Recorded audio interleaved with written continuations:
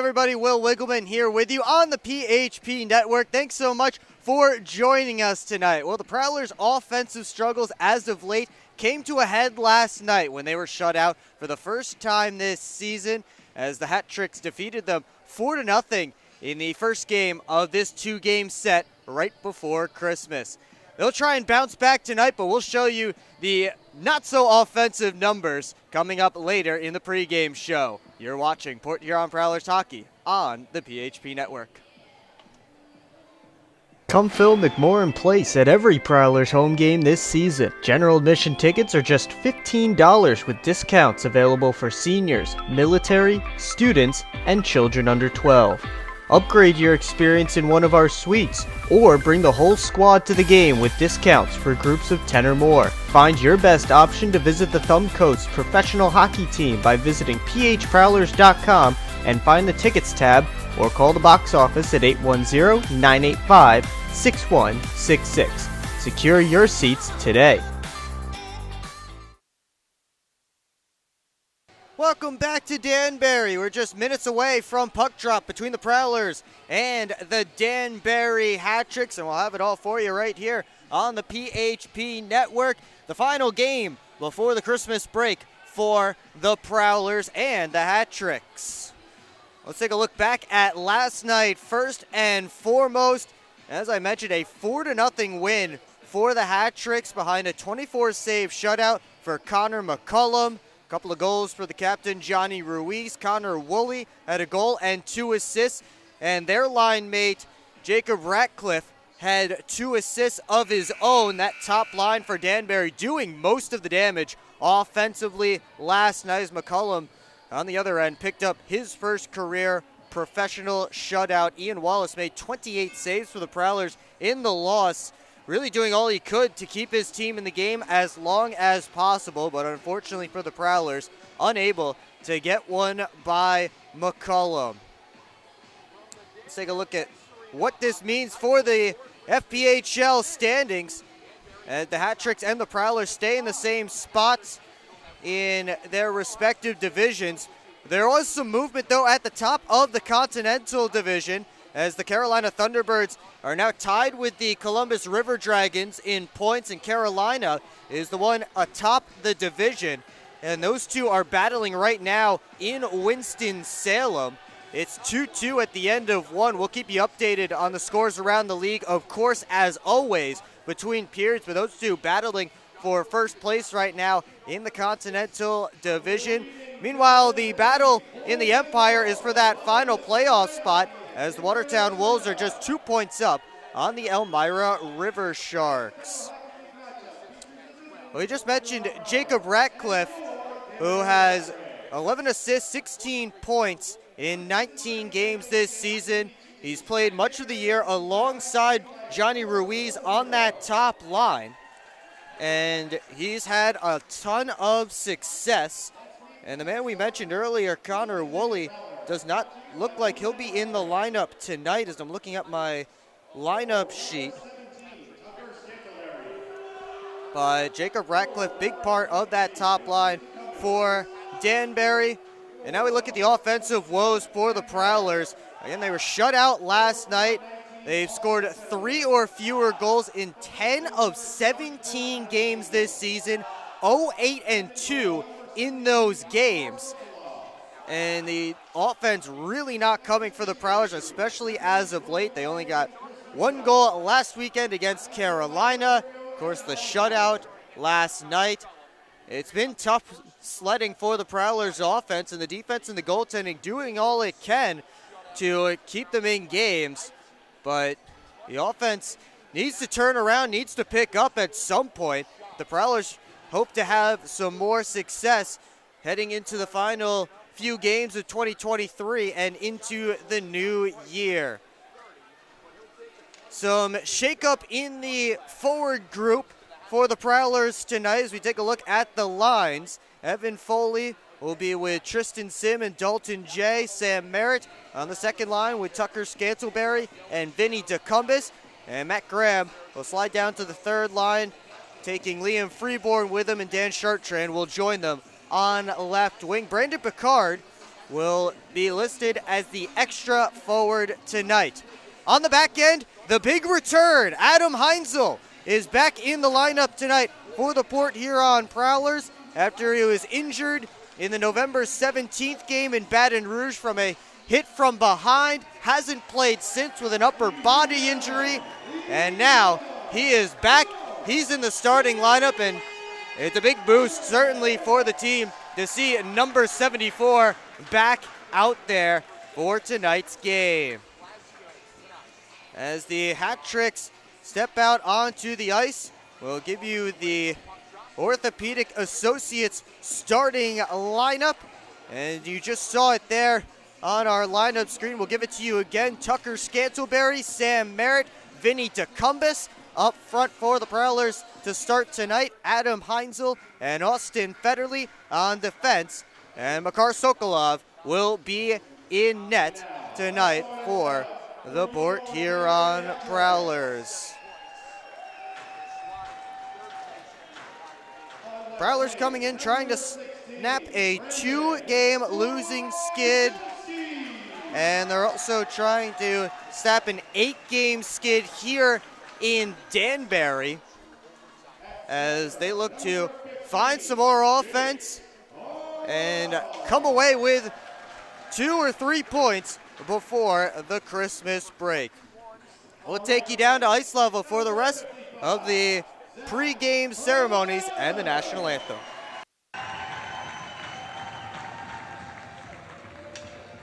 On defense, assistant captain, number 4, Jared Yeo.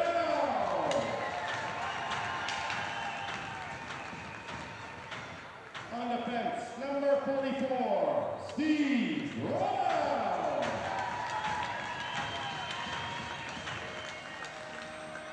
And in goal, number 29, Connor Montgomery.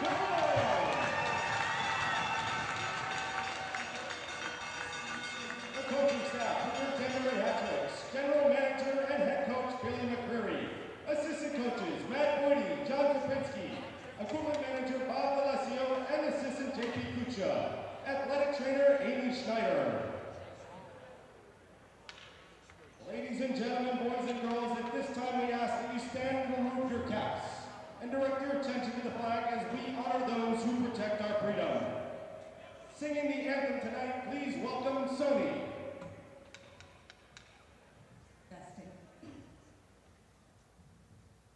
Oh, say, can you see by the dawn's early light what so proudly we hailed at the twilight's last eve, whose broad stripes and bright stars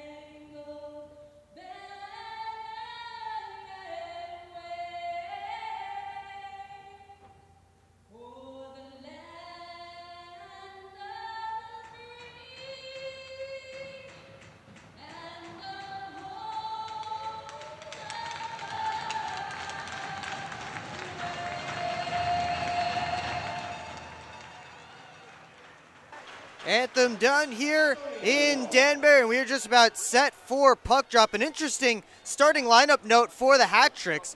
They have 3 defensemen in their starting lineup and 2 forwards. Steve Brown, Jared Yao, and Zach Pamaleon, all in the starting lineup for Danbury for tonight's game. Let's take a look at the starting goaltenders for this game. Connor McCullum back at it after his 24-save shutout last night for the Hat-Tricks, dropping his goals against average under 3. Makar Sokolov in net for the Prowlers. He comes in 4-2, the .334 goals against average and a .904 save percentage.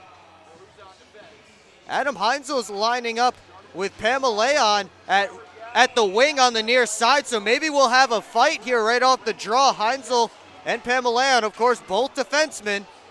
So we'll see if Adam Heinzel has some fireworks right off the opening face-off. And we do! Heinzel right after Pamaleon, and Pamaleon goes flying down. Heinzel throwing punches. And how about a start to this game? Adam Heinzel, welcome back to the lineup.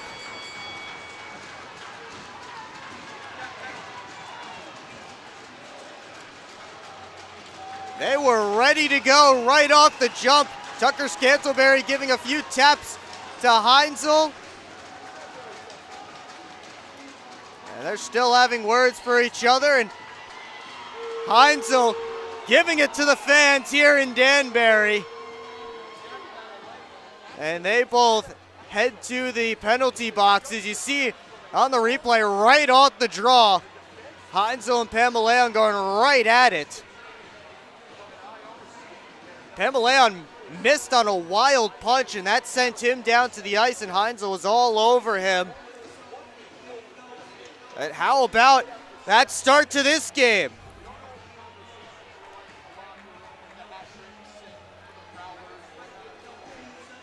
Five each for fighting is what we have right now on my penalty sheet, and we'll see if there's any more. Austin Federley and Johnny Ruiz over chatting with the referees at the scorer's table.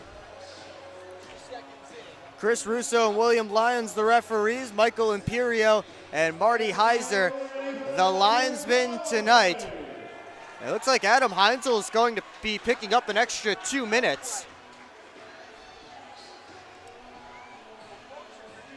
So Danbury will go to an early power play. It looked like an agreed upon fight, but they have 2 up on the board for Adam Heinzel. So the first penalty kill for the Prowlers comes 2 seconds in. Straightened up by True Balance Chiropractic. PK 2 for 2 last night for the Prowlers.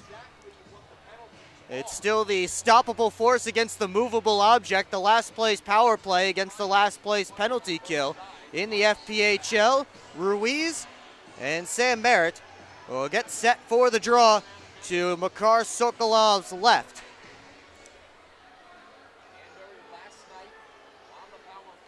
Nobody is in the box, though, to serve the 2 minutes for the Prowlers, which is a little bit confusing. Now they're figuring it out, and they'll have to send somebody over, and Brandon Picard will go do the honors, and that's what the delay is right now. Make sure they have the right number of players in the box for the Prowlers.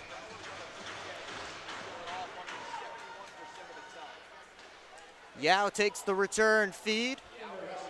Moves to Ratcliffe. One-timer from Ruiz. Flies over the glass and all the way back to center. Off the glass, I should say. Here comes Ruiz flying back in.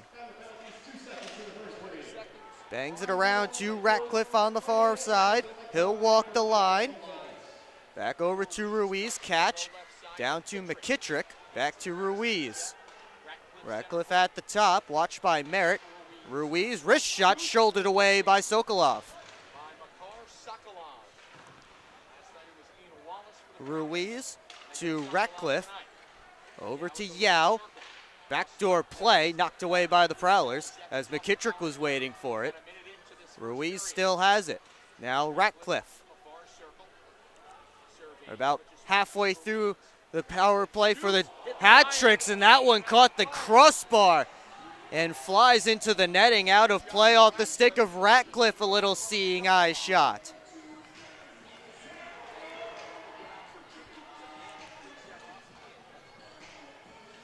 So both teams will switch up the units.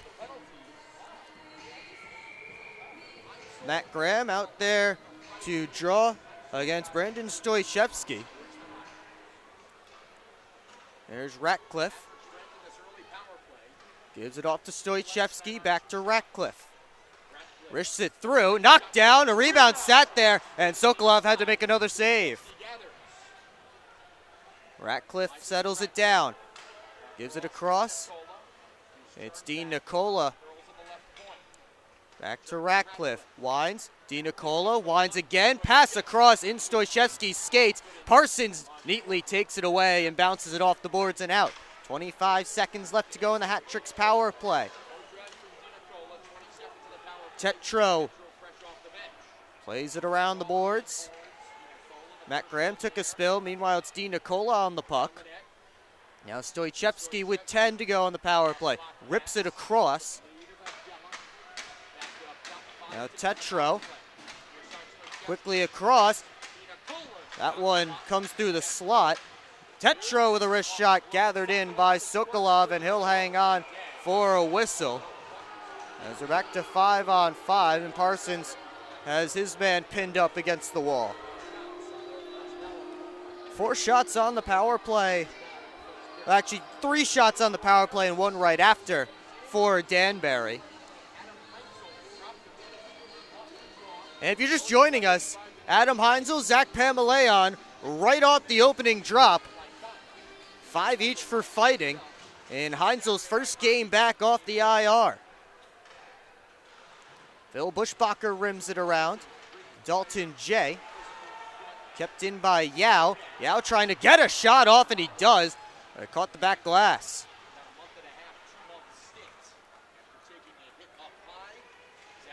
Bushbacher moves it along. They dig away on the near side half wall.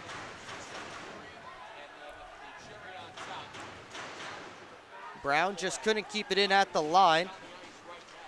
And now Yao risks it up to McKittrick. He'll dump it in as Alex Johnson was flying in.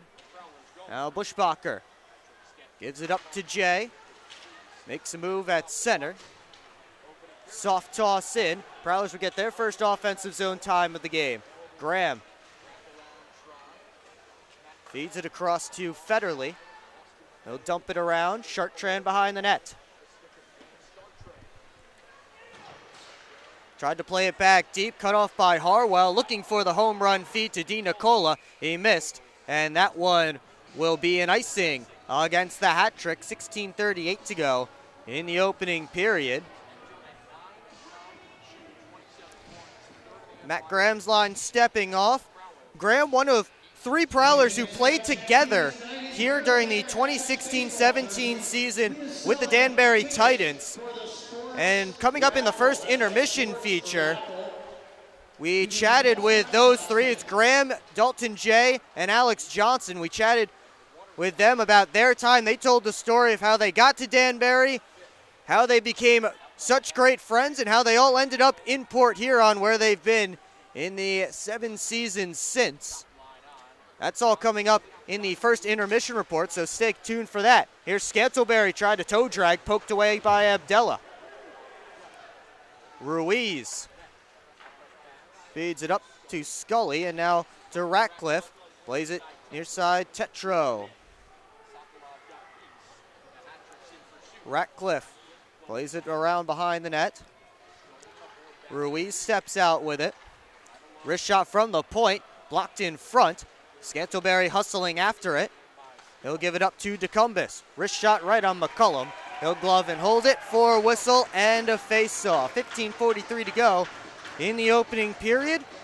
And you see a new player out there for Danbury. It's number 77, CJ Blaska. Signed a celebrity contract today. The 31-year-old has played in the FPHL in 4 separate seasons. His last one, 2019-20 with Carolina, where he spent 3 seasons. But he did see some time here in Danbury. He played 11 games for the Titans as Jay sent that one past the net. 11 games with the Titans in that 16-17 season that I just mentioned after his college season with St. Anselm finished up.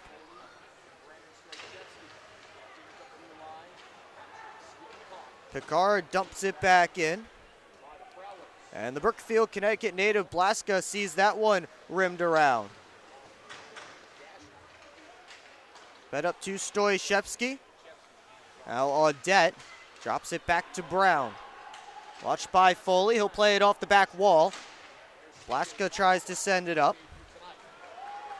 Now Harwell steps around Federley. Harwell to the net, poke checked by Sokolov. He still got a shot away, but it was kicked out. Picard 1-on-4 as his team's in the midst of a change. He'll give it off to Matt Graham. Sent up the wall. Graham cut it off. Yao chasing after it. Closed off by Freeborn. McKittrick couldn't get it in, and the Prowlers end up dumping it the other direction. Yao touches it towards Tetro. Now Graham has it, looking for Freeborn, comes all the way at the Schumacher. Shot pass to Freeborn, and he just tipped it out of play. As Schumacher is looking right for Liam Freeborn. Now Heinzel and Pamaleon stepping out of the penalty boxes. But Heinzel will actually have to go back in because he has to serve a full 7 minutes. 14:11 to go, opening period. We'll take a timeout. You're watching Port Huron Prowlers hockey on the PHP Network. I'm proud to serve farmers because everything they do matters. If I could choose one word to describe a farmer, I would say essential.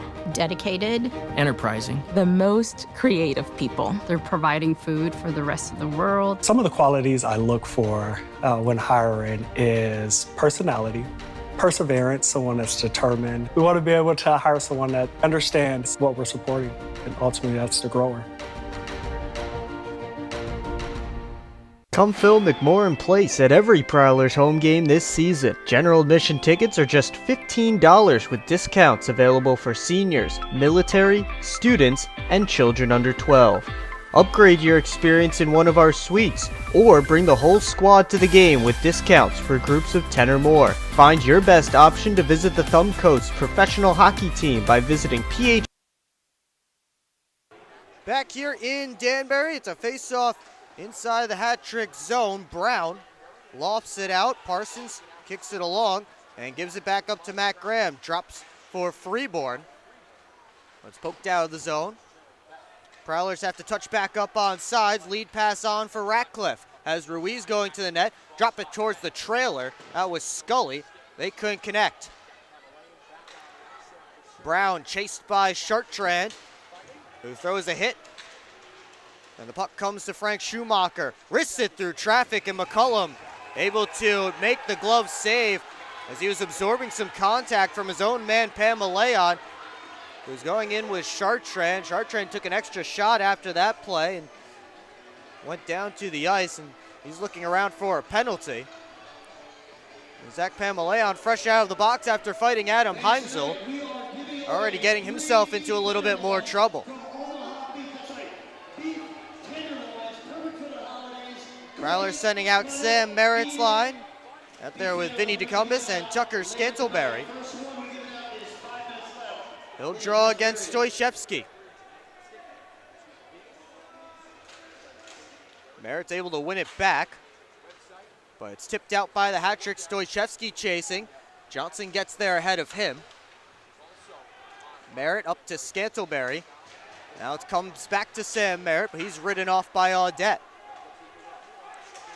Tetro, quick up to Stoyshevsky, working on Federley, who gets the stick in there to poke it away. McKittrick fresh off the bench, feeds it over to Abdella. Dumped in, Johnson after it, keeping it away from McKittrick, who's hassling him from behind.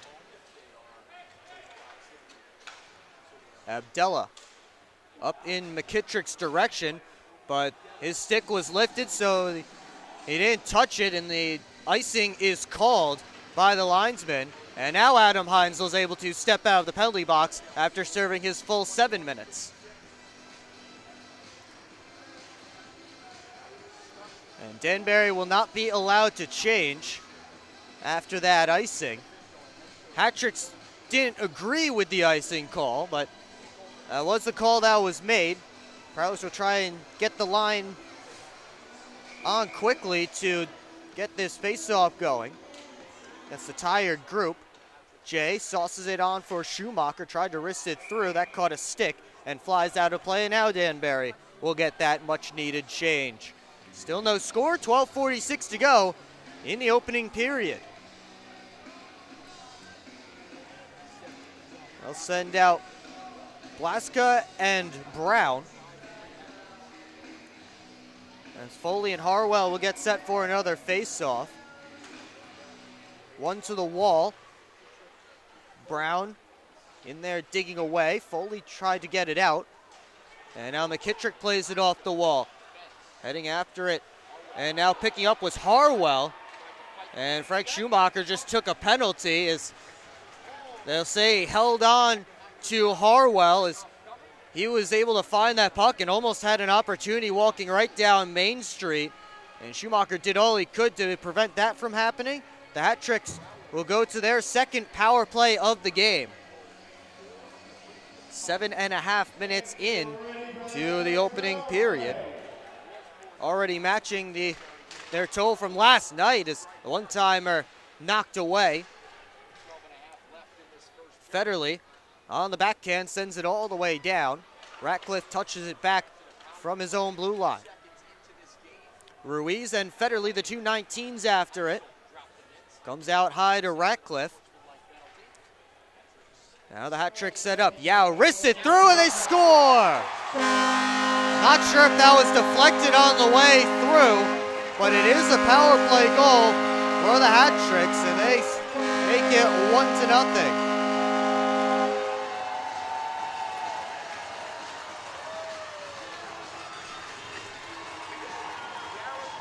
Third of the year for Jared Yao. His first on the power play. I believe that's who they'll credit the goal with now. And second straight night, the Hat Tricks get the 1-0 lead. Lots of traffic in front of Makar Sokolov. It was tough for that one. Tough one for him to see. The Chartrand sent it towards the net from the wall. Now the Hat Tricks working out on a rush. It's McKittrick. Parsons clears it behind the net. Flying in for it was Di Nicola. Now Abdella dumps it in. Parsons steps out. Gives it up to Graham. Tried the dump. Abdella had some trouble with it. It's knocked over in Brown's direction. Chartrand puts it right in on McCullum. He'll play it off to Abdella, and now Hat Tricks work it out. Adam Heinzel after it. Rubs his man into the wall.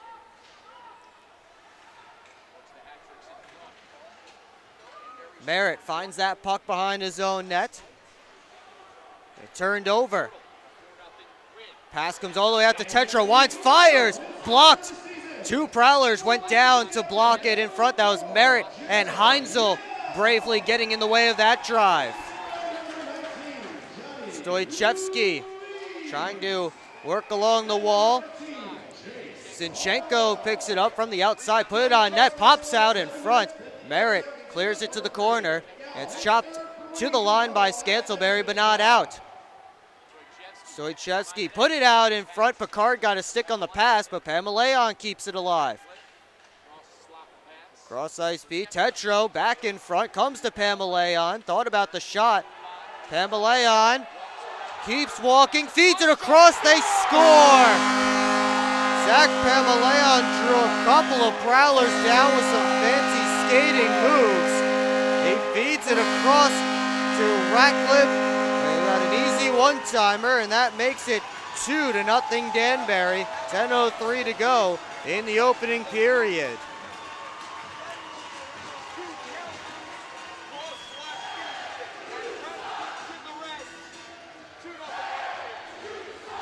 And what a play by Zach Pamaleon, showing off the fancy skating moves for his 8th assist of the year. 6th goal of the season for the New Zealand native Jacob Ratcliffe.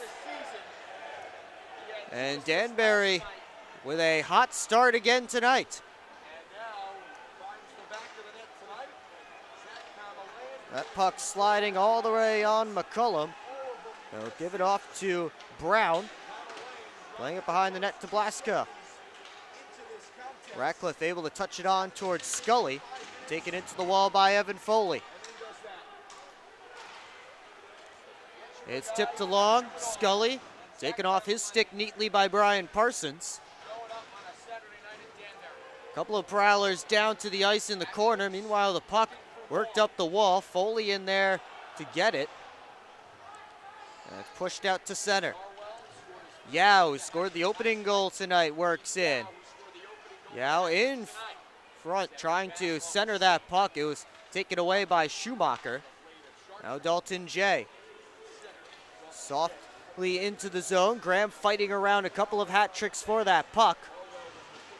Shartran in the corner. Trying to wrap around, and McCullum right there on the post to stop it. 3-on-2 if they hurry. Harwell sauces it towards the net. Got through everything. And now Graham backhands it all the way down. Freeborn chasing after with Pamaleon. Freeborn had the half step in the race, but they call it the icing anyway. And Freeborn not a fan of that call. We'll take a timeout. 2-0 Danbury. 8:35 to go in the opening period. You're watching Port Huron Prowlers hockey on the PHP Network.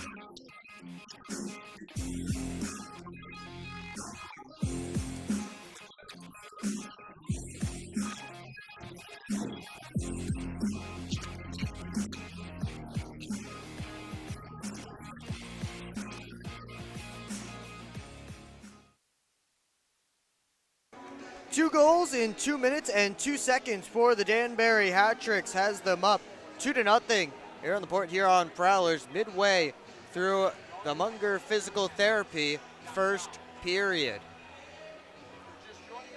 Will Wiggleman back with you on the PHP Network. Thanks so much for joining us again tonight. The final game before Christmas for these two teams. That one tipped just wide. And here's Pamaleon, who's the catalyst for that second goal for Danbury. Puck stopped up in some skates. Freeborn working the other direction. Steps around Pamaleon. Couldn't center it though, and Dean Nicola turns the other direction. McKittrick hustling to join him. He gets the puck, but it bounced up on him. Graham off the boards and out. Freeborn and Abdella get there together. Poked out. Dean Nicola spins away from a hit from Sam Merritt. Behind the play, Abdella and Freeborn giving some pushing and shoving. They'll separate as Johnson dumps in. McCullum behind the net was collapsed on by three players.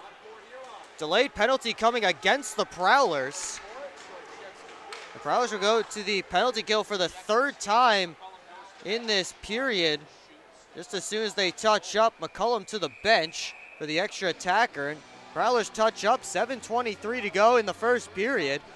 They're back to the penalty kill, straightened up by True Balance Chiropractic. Cross-checking is the signal, and Alex Johnson is the guilty party.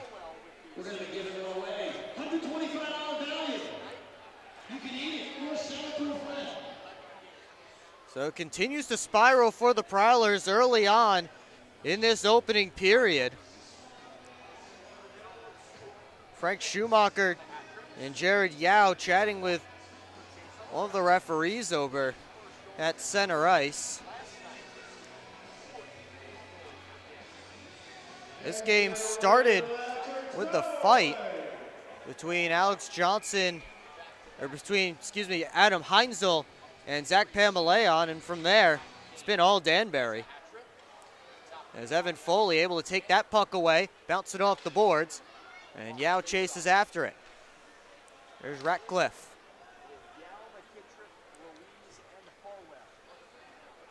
Leaves it for Yao, out there with Ruiz, McKittrick, and Harwell. Yao pulls up, and the hat trick set up. Ratcliffe. Yao wants the one-timer, he'll take it, and Sokolov makes the save. Yao has it again. Try to feed it to the slot. McKittrick just bounced it back to the boards. McKittrick, his pass comes back to him. To the point, Ruiz. Over to Ratcliffe.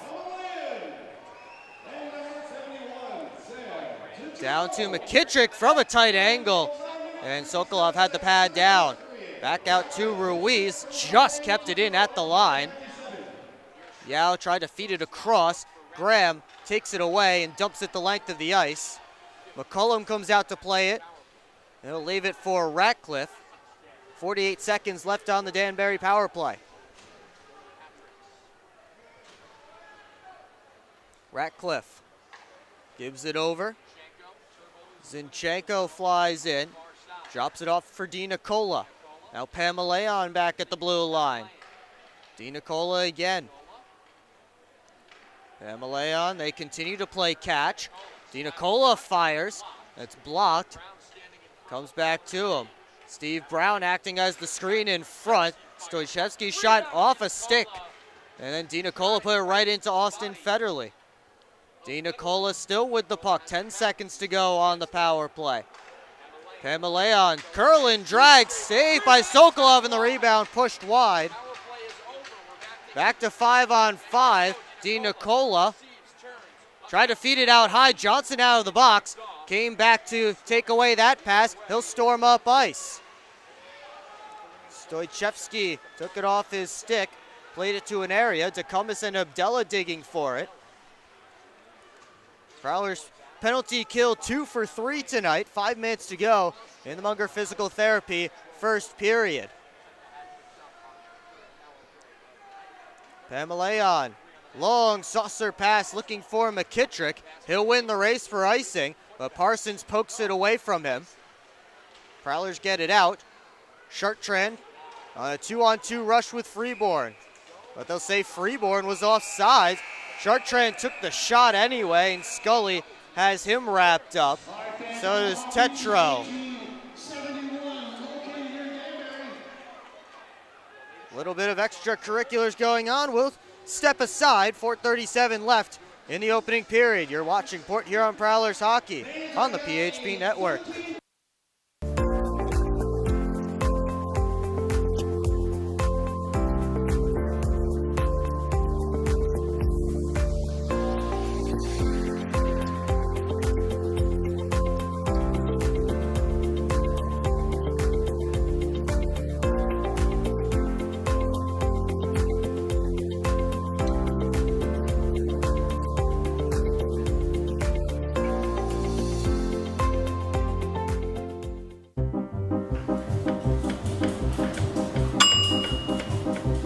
Mac and cheese is up.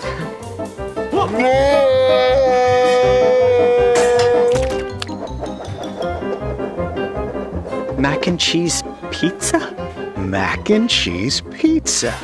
That's right, the new mac and cheese pizza from Hungry Howie's. Mac and cheese, mozzarella, panko breadcrumbs, and our famous flavored crust. Only for a limited time. Hungry Howie's! Back here in Danbury, 4:37 to go in the opening period. 2-0 hat tricks. Hat tricks leading the shot total 9-3 right now in this one. They have goals from Jared Yao and Jacob Ratcliffe. Yao's coming by way of the power play. And after falling 4-0 last night, Prowlers already down 2 in this one. Still searching for their first goal of the weekend series.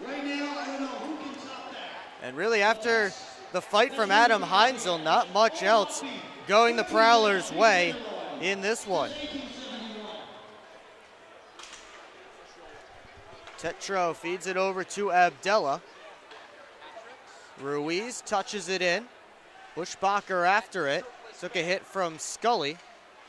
Bushbacher up the wall.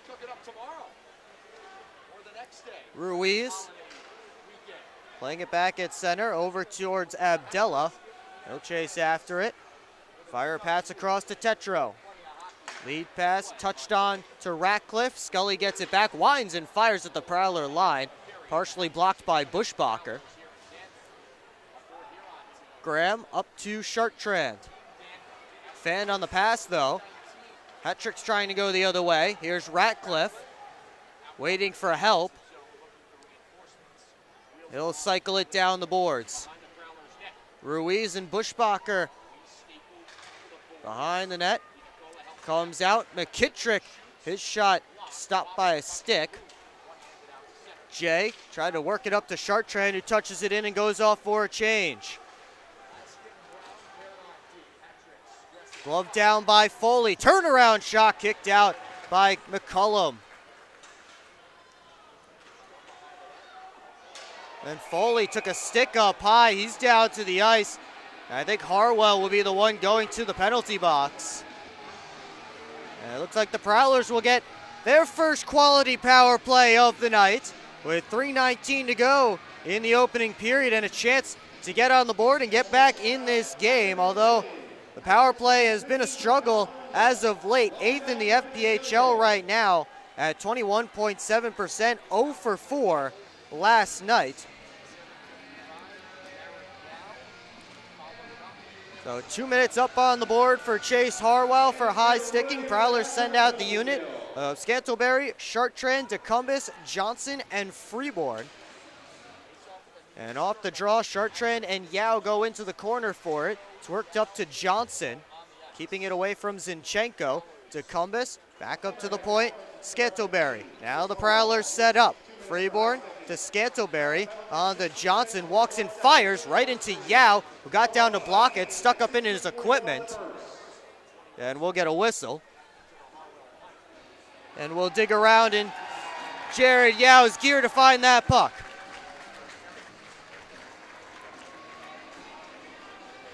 Hat-trick switch up the PK unit. Ruiz still out there. He's joined now by Ratcliffe, Brown, and Abdella. Evan Foley stepping out there for the Prowlers on this power play, replacing Dan Chartrand. As Ratcliffe with a long saucer pass, gloved down by Alex Johnson. And Johnson flies into the offensive zone, gives off to Scantlebury. Up to Johnson at the point. Now Freeborn, back to Johnson. They play catch.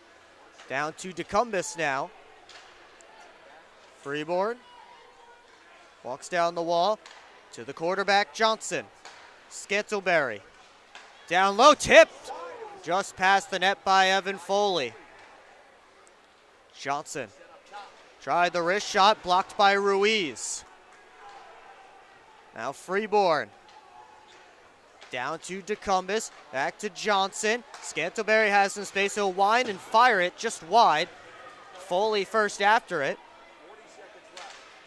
Works it up to Johnson, over to Freeborn. Just bounces off his stick though. 35 seconds to go on the power play. Freeborn, wrist shot gloved by McCullum, and he'll hang on for a whistle. 2 shots so far for the Prowlers on this power play. That has 29 seconds left in it. They'll send out the other unit, Graham, Sim, Picard, Jay, and Federley.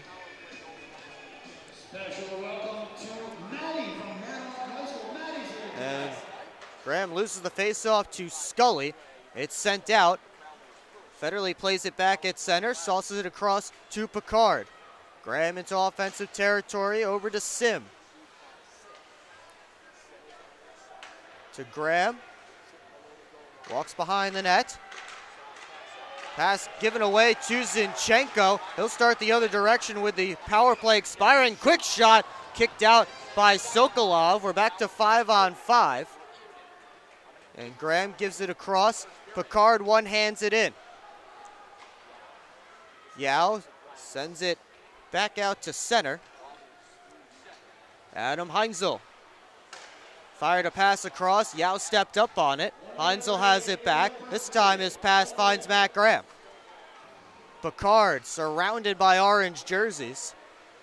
Comes to Tetro. He'll backhand it up the way the puck came. Heinzel kicks it to keep it deep.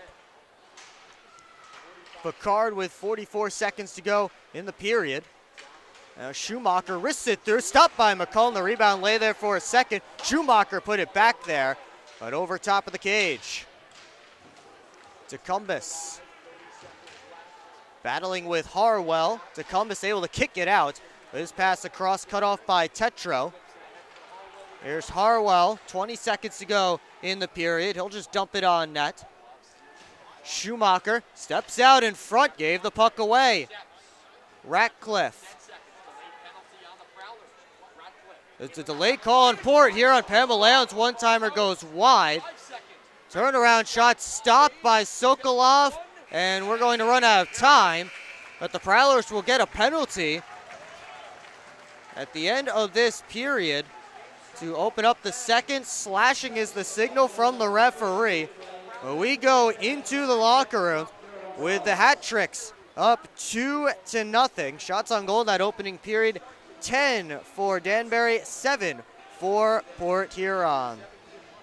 Coming up in the first intermission report, Danbury Roots, the Prowlers' 3 players who met here as members of the Danbury Titans in the 2016-17 season. That would be Matt Graham, Alex Johnson, and Dalton Jay. Hear the story of how they came to Danbury, played a season here, and became close friends, who then formed 3/4 of the longtime core in Port Huron right now. It's all coming up on the first intermission report. We'll also take a look at some storylines around the FPHL. Oh, don't get what you want for Christmas. Get what you really want at the Port Huron Prowlers team store, located on the west end of McMorran Arena. Open every home game or online anytime at prowlersmerch.com. Port Huron Prowlers team store features shirts, hats, sweatshirts, decorations, and more. And you can visit the store right now online at prowlersmerch.com or scan that QR code on your screen to get your Prowlers gear. Look your po-ho best with gear from the Prowlers team store. 20 minutes down here in Port Huron, and it's the Hat Tricks up 2-0. You're watching Port Huron Prowlers hockey on the PHP Network. I've worked at Pioneer and now Corteva for 36 years. It goes by very quickly. This is a pretty noble profession where you're giving back to humanity. Curiosity is so important. I learn something new every day. What's that next challenge that may occur for farmers? You do really feel like you've got an impact on what's coming. I can see how we're making things better. And we have the best solutions for our farmers. And I think we're here to feed and fuel the world. I'm proud to be part of that culture, and I'm proud to be part of the company.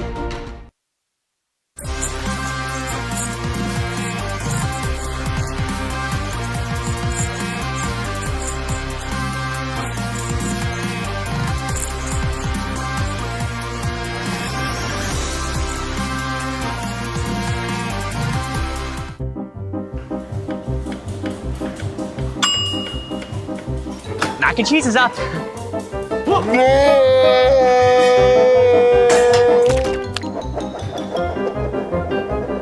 Mac and cheese pizza? Mac and cheese pizza. That's right, the new mac and cheese pizza from Hungry Howie's. Mac and cheese, mozzarella, panko breadcrumbs, and our famous flavored crust. Only for a limited time. Hungry Howie's!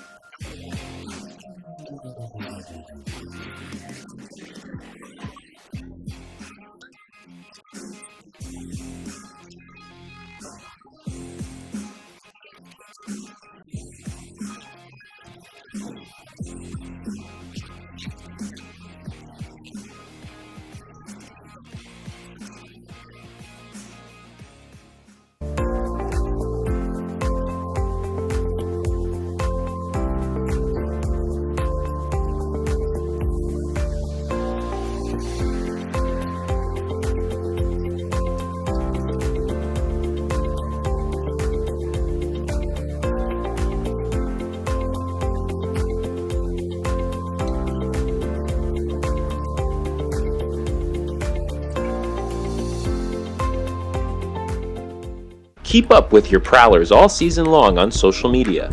Follow us on Facebook at the Port Huron Prowlers, Instagram at PH Prowlers, and Twitter at PH Prowlers. And you can find more information on our website, phprowlers.com.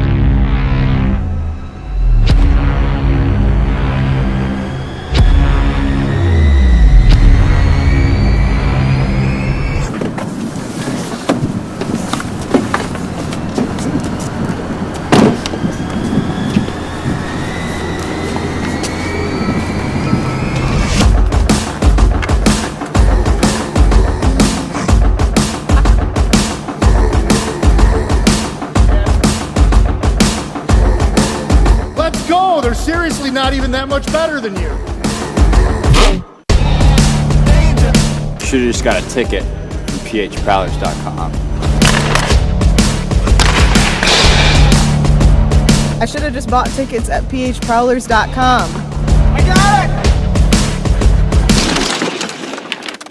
I should have just got a ticket at phprowlers.com. I should have got a ticket at phprowlers.com.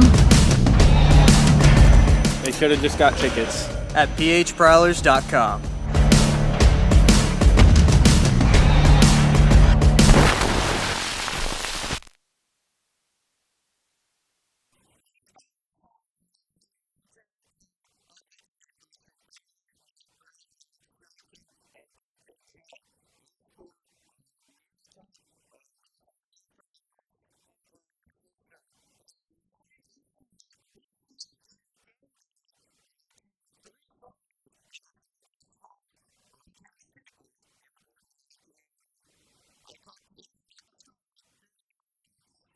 The Slovakian team had canceled my contract, so I still took the flight to Sweden anyways. I got there and was on tour, I guess you would call it, for like about a month and a half. Living on my buddy's couch, getting tryouts other places. Ended up calling back to North America and trying to see what was available back here. I called, my buddy Parkhouse, who's in Port Huron at the time. They had a pretty full and solid team, so I called Andre Nietzsche in Berlin. Figured that'd be a good team and an easy team to talk to and get on. And I was invited to free agent camp. So then I contacted Dave One with the Danbury Titans, usually a pretty prestigious organization in the league. And he asked me, what it would take to get me there. So it just kind of worked itself out, and I ended up flying back to California and then driving across country all the way to Danbury, Connecticut a few weeks later. The Brewster Bulldogs folded, and then there was a dispersal draft. And my coach, David Lunn, went and became the head coach of Danbury, and then he drafted me to the Danbury Titans. I was released from the SB from a tryout, and just made a phone call. They were on my way home, so I called them and ended up trying out there, and I stuck there. We lived together at 34 Hillendale. Me and Graham both had our own rooms, and then Dalton, being a rookie, had to live in the basement with, I think, a couple of Russians at the time. There was a couple people in and out of there, so he kind of got the short end of the stick. But it was nice. I think me, Daltz, and Graham became best friends through living in that house. There was like 8 of us in this house, but it was a very big house. But besides the Russians that were living with us, me, Alex, and Matt, and a couple of the other guys, like we just hung out all the time. We did everything together. We go eat every day together, which kind of killed the bank account. But we'd always just hang out, and it was a close house, and I think that's where that friendship like stemmed from, just living together and being with each other all the time and doing everything together. We would go out to lunch every single day together. We'd go to the rink together. Johnny actually had his own car, but the Russians were always asking for rides because we nixed that pretty quick. And then Johnny basically just loaned them his car and let them take his car whenever they wanted, and it was kind of theirs to use at their own will. And Johnny would just hop in with us every day. It began with the Russians. They constantly wanted rides everywhere, so I would have to give them rides everywhere, and then it became, here, just take my keys. And then me, Daltz, and Matt all rode together every day to the rink. We basically did everything together that year. The day before the first game, I think Johnny ended up tearing his MCL, and he was out for a few weeks. So I never got to play with Johnny up front and forward and during that time. And then Daltz, he played a lot with Dean Yakura at first. And then once like Christmas rolled around, I started playing with Daltz and Taylor Bourne. He plays the same way now as he did back then. He may have been a little bit faster back then because he was a little bit younger, but he plays the same way. He's played the same way all these years. He's just very easy to play with. If you're in the right spot, he's going to be a facilitator. He's going to try and get you the puck. But back then it was I could get him the puck and he would score a couple of goals too. But it was very easy. Like even with our line mate Bourne, like us three, like we were quick and like we moved the puck and it didn't matter who scored or not. It was just like we were connecting all over the ice. It was pretty easy. The Titans fold that summer. I get an email from Bruce Bennett and David Lund, the coach and the owner, basically saying that they ceased operations for financial reasons, I guess. I made a call to Parkhouse immediately. He got me in touch with Joe Pace Sr., and then I had talked to Joe Pace Sr. quite a bit that over the next few weeks. They had the dispersal draft, and then I ended up getting picked by Port Huron in that. He asked me who he should take next, and I said Alex Johnson would be a good choice. Brandon Parkhouse, Graham's best friend growing up, me. So in the second round, he decided to pick me, and luckily he picked me, and I'm still happily here in Port Huron. I ended up being drafted by Carolina in the dispersal draft. And then, a few weeks later into the season, we traded Matt Beer for Dalton Jay. So played a quick six to 8 games in Carolina, and we were at a bowling, just a team bowling event thing, and Graham was texting me, and he was like, "What are you doing?" I said, "Bowling. What's up with you guys?" And he's like, "Would you come play in Port Huron?" And I was like, "And you guys are here, so like, I mean, yeah, why not? Like, you guys are there. Like, sounds like a fun time." And he's like, "No, like, I need to know yes or no. Like, would you come here?" And I said, "Yeah, like, I'll come." And he's like, "All right, cool." And then like, about an hour later, he texted me back. He's like, "How's bowling?" I said, "Pretty good." He's like, "Just so you know, you're on the trading block and you're probably coming here." Sure enough, the next morning, get called by Andre Nietzsche, and he's like, "Yeah, I traded you to Port Huron. This is what's happening."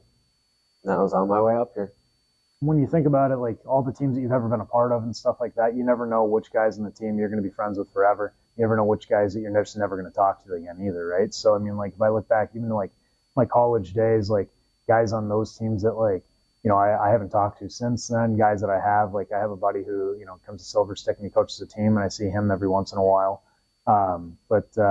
Yeah, I mean, like Daltz, obviously living in town now, he's one of the guys that like, we're constantly hanging out with and, doing things with in the summer. We were in golf league together. And then Johnny was in my wedding last 2 summers ago. So, I mean, it's, they're lifelong friendships for sure. I've made so many friends through hockey so far, and like it's just great to have those ones that I know are like ride or die with me until the end of our careers. Really, I know I think I'll be playing with Dalton and Matt till we're all done playing, and it's been a heck of a ride so far, and I look to continue keeping this going. And I I wouldn't want to win a championship with anybody else. I think that's the one thing we've yet to accomplish together. So I think this year is that year. I really don't know, like, looking back on it, like, where I would be if it wasn't for them getting me here. Like, I could be playing down in Mississippi. I could be playing in Baton Rouge. Who knows? I might not even be playing hockey anymore. But, it's those connections that you create that, last a lifetime. And as you can tell, like, me, Johnny, and Matt, we created that friendship, and it's helped us be here and, hopefully, bring a championship back to Port Huron.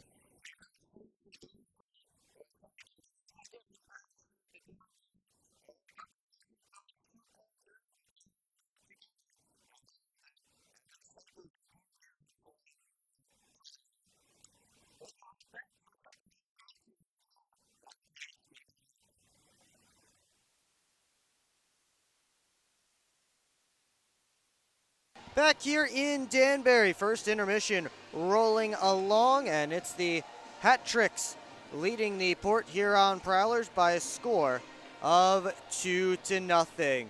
Will Wiggleman with you on the PHP Network. Thanks so much for joining us tonight. Another great game.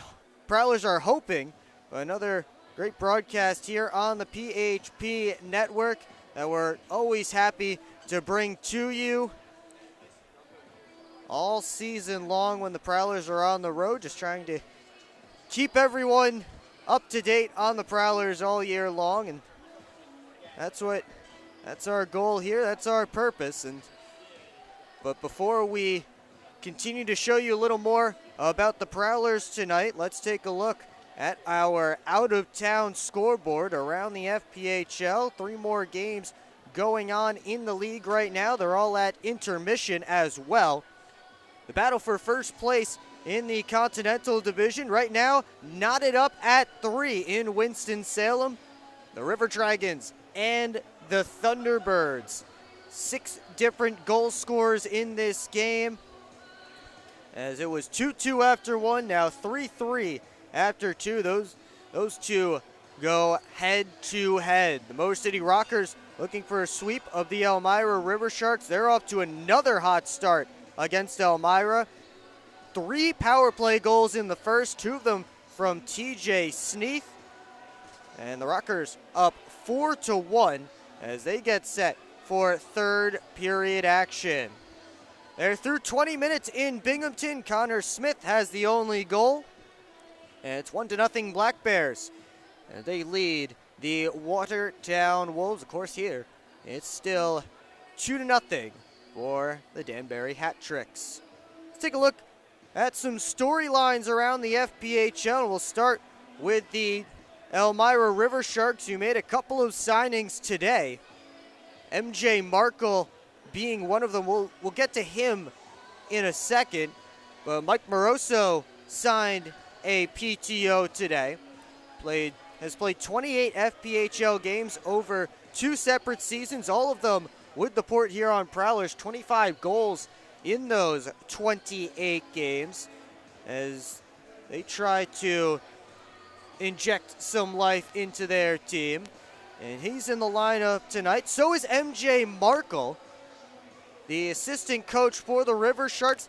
He already played a game as a celebrity player this season, which I am a little bit surprised that he's eligible to play another game, because I was under the impression that once you sign a celebrity contract, you're not allowed to play again. And I'm looking at the rule right now, and it says the celebrity player must be approved by the commissioner or his designee and shall be entitled to participate in 1 home game per season. Only 1 home game per season.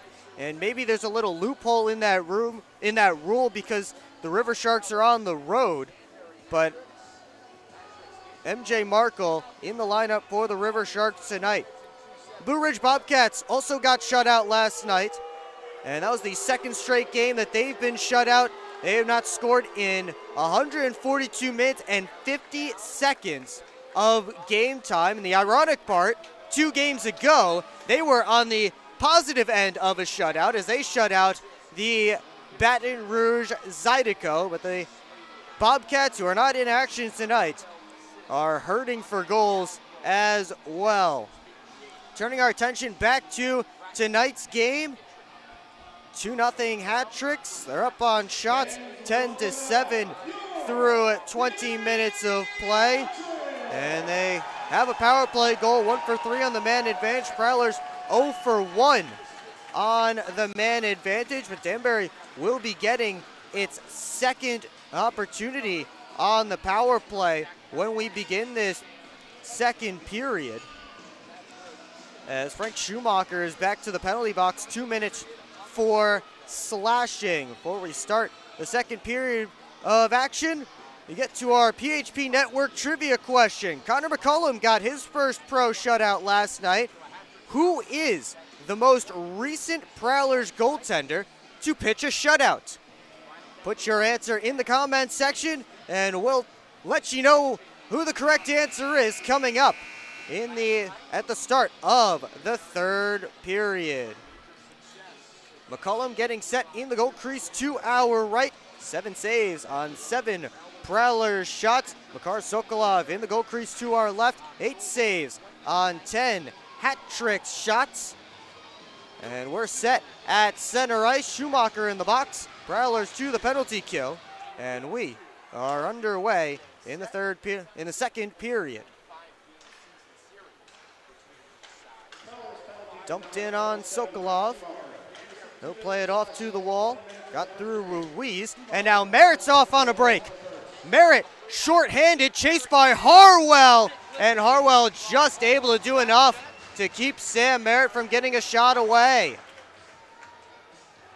And Merritt's not an easy guy to chase down. Chase Harwell did it, and he did just enough to keep Sam Merritt to get a good opportunity on the short-handed breakaway.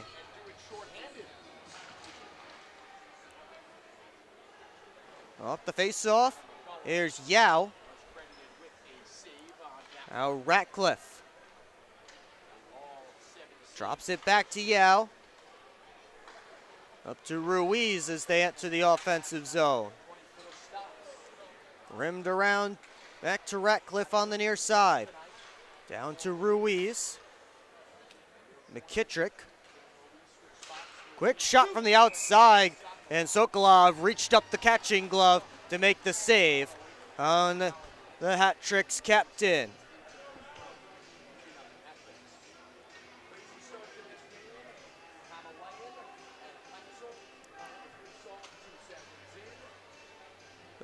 One shot aside so far on this Danbury power play. Minute 8 to go in it. And off the face-off, Pamaleon fires, hit the post. That hit the post and popped right through the crease, out the other side. Zinchenko trying to pick the corner on the short side, couldn't do it, and then the net comes off its moorings, and the whistles blow. Pamaleon rings the iron to Sokolov's left. That puck slid right across the goal line after hitting the post and came out on the near side. Hat tricks win another face-off. Here's Pamaleon. Gets it over to Stoyshevsky. Fed it down low, looking for a friendly stick. Ends up going wide and bouncing to Di Nicola. Stoyshevsky has it again. Gives it down to Steve Brown. Stoyshevsky again. 2 hat tricks in front. Stoyshevsky walks and shoots. Blocked neatly by Adam Heinzel. And that's what he brings back to the lineup in his first game in over a month.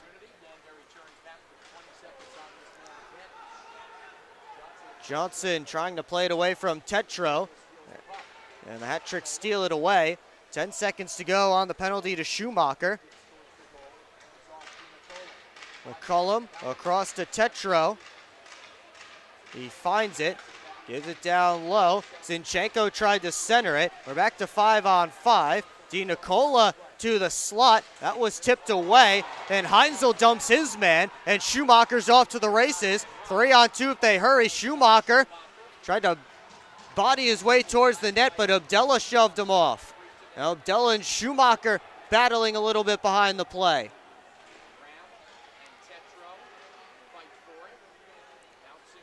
Puck ends up near the Prowlers' blue line, tipped out by Zinchenko. Schumacher gives to Graham, give and go. Couldn't connect. Schumacher upends Tetro. Meanwhile, the other direction, Steve Nicole has a man going to net, gets it there, and Stoichevsky couldn't put it on net.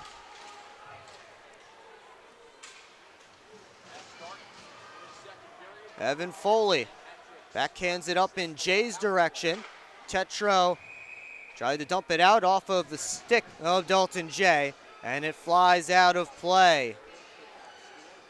If you missed the intermission feature with Dalton Jay, along with Matt Graham and Alex Johnson, about how they became great friends here in Danbury and then moved to Port Huron to become a big part of the Prowlers, you'll be able to find it right here on the PHP Network YouTube channel after the game. Should be uploaded later tonight. It's rimmed around behind the net. Here's Foley, taken into the wall by Steve Brown. That one skied out, comes all the way down, and will just have the legs for icing. Faceoff will come all the way back to Danbury's end.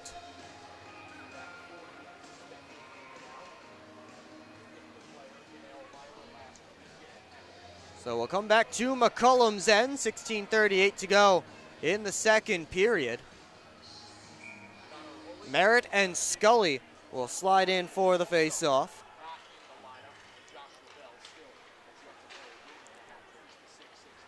Ratcliffe couldn't play it out. Schumacher kept it in. He steps up to keep it in again. Brown backhands it out of the zone. Schumacher almost able to keep it in one more time, but instead he'll play it in his own end. Deflected in by Bushbacher. Merritt after it with Audette. Now DeCumbus with a steal. Couldn't center. Now Scully gets around Scantleberry. Scully winds, fakes, and his shot eaten up by the stick of Phil Bushbacher and flies out of play.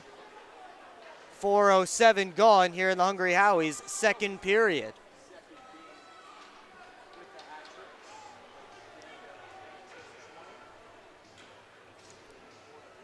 Matt Graham set to draw with Johnny Ruiz. To Makar Sokolov's right.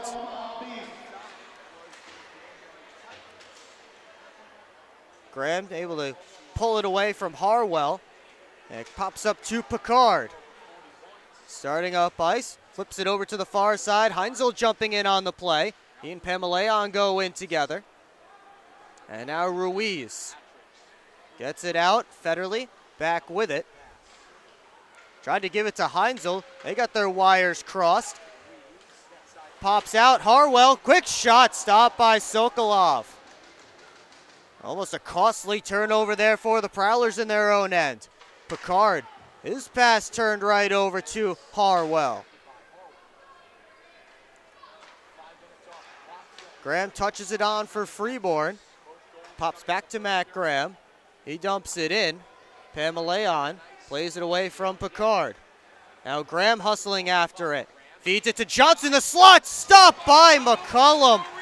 Coming out to cut down the angle and shut down Alex Johnson. That's the Prowlers' best opportunity of the weekend. We'll take a timeout. You're watching Port Huron Prowlers hockey on the PHP Network. I'm proud to serve farmers because everything they do matters. If I could choose one word to describe a farmer, I would say essential. Dedicated. Enterprising. The most creative people. They're providing food for the rest of the world. Some of the qualities I look for when hiring is personality, perseverance, someone that's determined. We want to be able to hire someone that understands what we're supporting, and ultimately that's the grower. Come fill McMorran Place at every Prowlers home game this season. General admission tickets are just $15 with discounts available for seniors, military, students, and children under 12. Upgrade your experience in one of our suites, or bring the whole squad to the game with discounts for groups of 10 or more. Find your best option to visit the Thumb Coast professional hockey team by visiting phprowlers.com and find the tickets tab, or call the box office at 810-985-6166. Secure your seats today. Back here in Danbury, 14:51 to go. In the Hungry Howie's second period, still 2-0 Danbury. And that's thanks in large part to Connor McCullum, who just came up with a 10-bell save on Alex Johnson just before the TV timeout.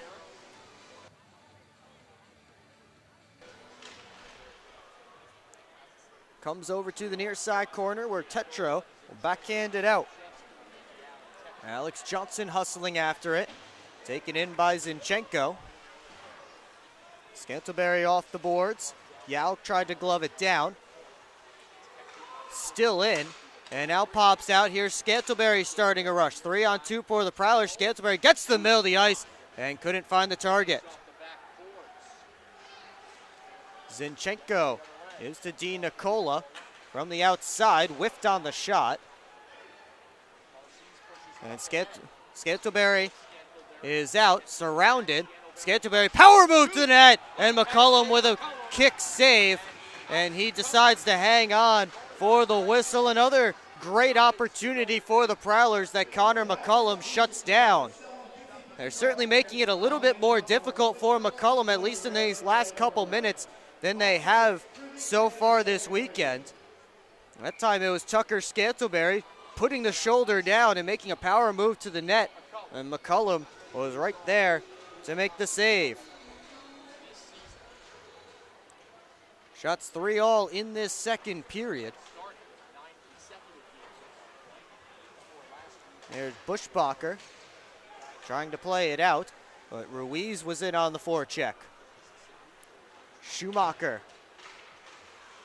has it back, and Schumacher turns it to Buschbacher. He'll rim it around. Say that 5 times fast. Pameleon over to Ratcliffe.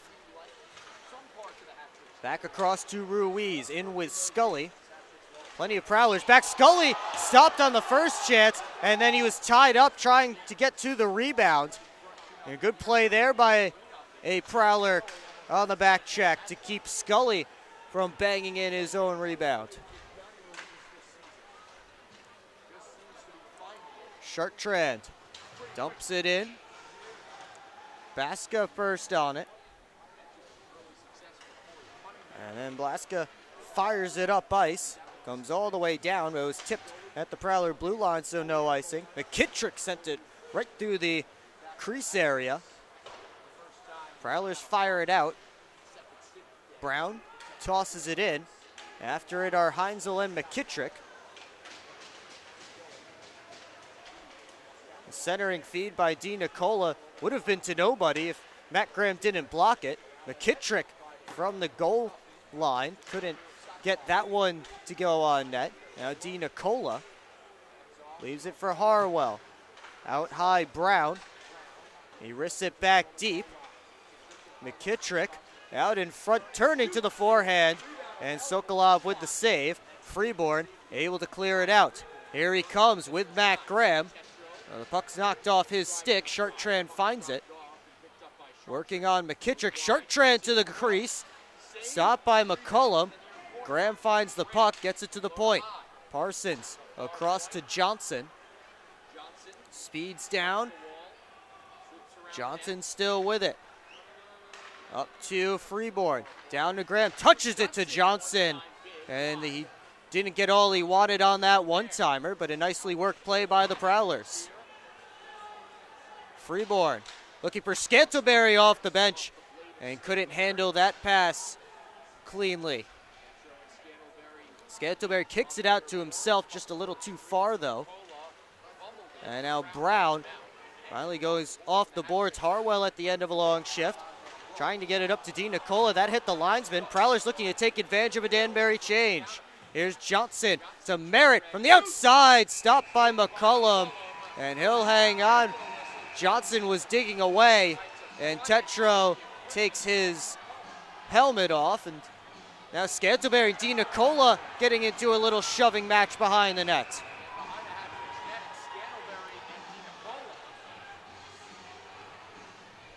Alex Johnson just trying to cause a little bit of havoc in front of the Danbury net, trying to dig out that puck from McCullum after he made the save. Everybody will be separated, and Tetro is going to head to the penalty box. Looks like the Prowlers may be going to a quality power play here. We shall see. Referees are discussing it. 11:09 to go in the second period. Still a game that's very much within reach for the Prowlers. Despite the fact that it seems like Danbury's had most of the good chances, Prowlers have had a few great A's in the past few minutes. McCullum's come up with some big saves. And the captain's over at the scorer's table chatting with the referees to see exactly what it will be. And it looks like it will be a power play for the Prowlers.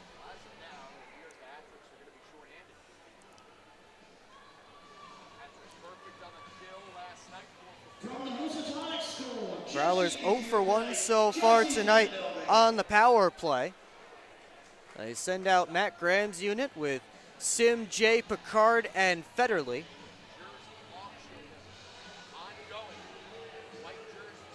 Graham will face off with Johnny Ruiz, who's killing with Ratcliffe, Yao, and Abdella, at least to start things off. Prowlers able to fight to keep that puck alive, and they'll set up. There's Federley down the wall. Comes back up to his usual spot by the blue line. Meanwhile, it's Graham with the puck behind the net, trying to find Jay. Hopped over his stick and back to center. Jay turns the corner, heads up ice. Graham sends it across to Picard. Federley over to Jay. Back to Austin Federley. Now Picard to Graham. In the corner, Jay sneaking in. Graham still with the puck, flies it out to Federley, winds, gives to Picard the one-time blast. That puck was on edge, and he couldn't find the net. Picard up to Federley. Now Graham. Down to Dalton Jay, halfway through the power play. Federley's pass almost taken away by Ruiz. Federley still has it, gives it over, and Jay couldn't get everything he wanted on the one-timer. McCullum made the save. Federley gets it back. Here's Jay. Gives it down to Graham. Walks out, fires, and that one ends up in the protective netting behind the net. And we'll get a whistle and we'll take a timeout. 9:45 to go in the second period. Prowlers pushing, but still unable to beat McCullum. You're watching Port Huron Prowlers hockey on the PHP Network.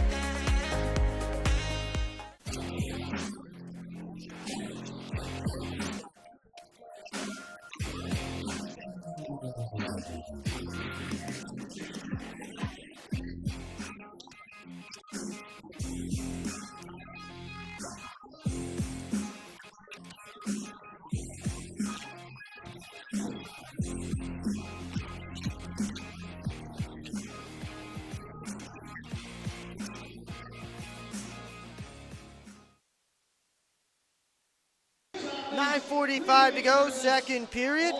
Prowlers with 36 seconds left of power play time, and they'll send out the other power play unit for the rest of it. Here's Alex Johnson, who drew the penalty. Giving it over, Freeborn had his shot partially impeded by Brown. Johnson able to take it back. Out high to Scantleberry.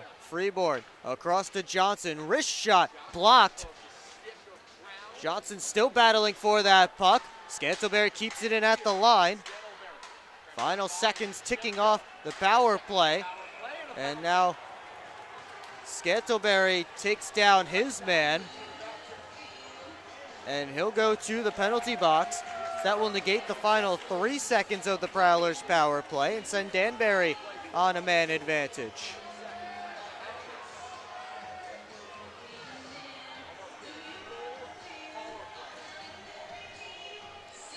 So Prowlers now 0 for 2 on the power play, and Danbury to its 5th man advantage coming up in just 3 seconds. Hey, happy birthday, Benjamin Marcico. Johnny Ruiz's unit mostly out there. They'll finish it up surely when Tetro hits the ice. Tied up off the faceoff, and Ratcliffe takes it. It's a Danbury power play for the next minute and 50 seconds now as McKittrick steps on the ice to complete this power play unit. Here's Ratcliffe. Ruiz touches it on. Harwell back to Yao at the point. Slipped that one along the ice and wide. Harwell up to Ruiz. Ratcliffe walks the line. Over to Ruiz. One-time blast caught the iron. Ratcliffe to Ruiz again. Now McKittrick. Fanned on the pass. Prowlers almost took it away. But Tecumseh couldn't clear. Here's McKittrick again. Bounces it up high to Ratcliffe. He walks, gives over to Ruiz. Tried to wind up the wrist shot, but instead it popped away. He has to recover. Prowlers in there battling along the boards. Harwell gave it away. Schumacher on the first chance couldn't get it out this time. Sends it the length of the ice. McCullum almost misplayed that one. It popped out into the slot. Lucky for him, the Prowlers were in the midst of a change. So no harm, no foul for the Danbury goaltender. 27 seconds left on the Hat Tricks power play. Ratcliffe turns it to Brown. Johnson and Brown go into the corner together. Stoichevsky feeds it out high to Dean Nicola. Over to Pamaleon. Back to Stoichevsky. Now Dean Nicola on the near side. One-timer from Pamaleon. Didn't get much on it. Still gets to the net. Bouncing around down there. And the net came off its moorings. And we get a whistle with 2 seconds left on the penalty to Tucker Scantleberry.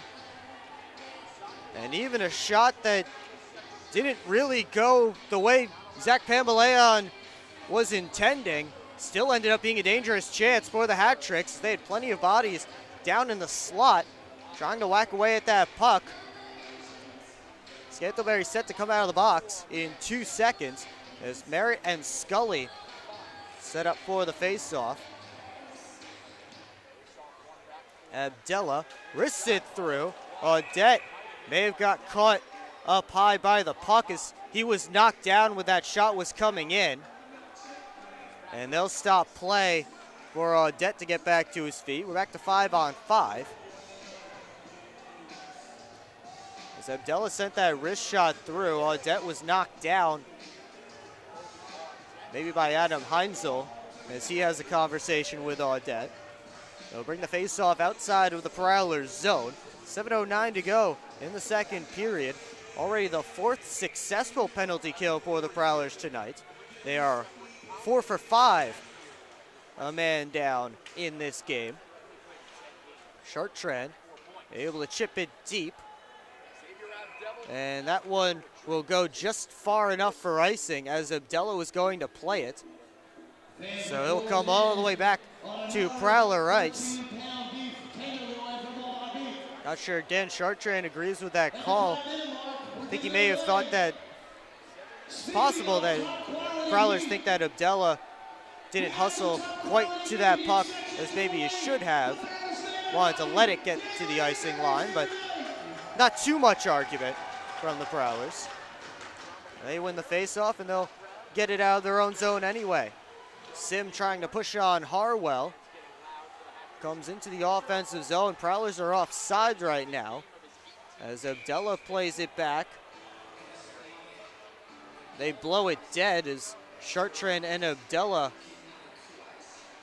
came together in front of the Prowlers bench.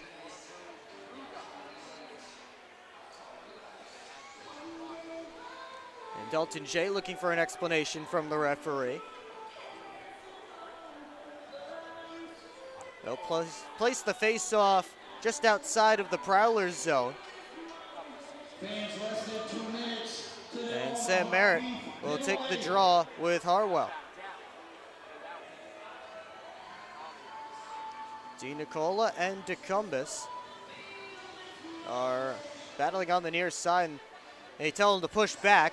And now McKittrick will come in to take the face-off as Harwell was kicked out.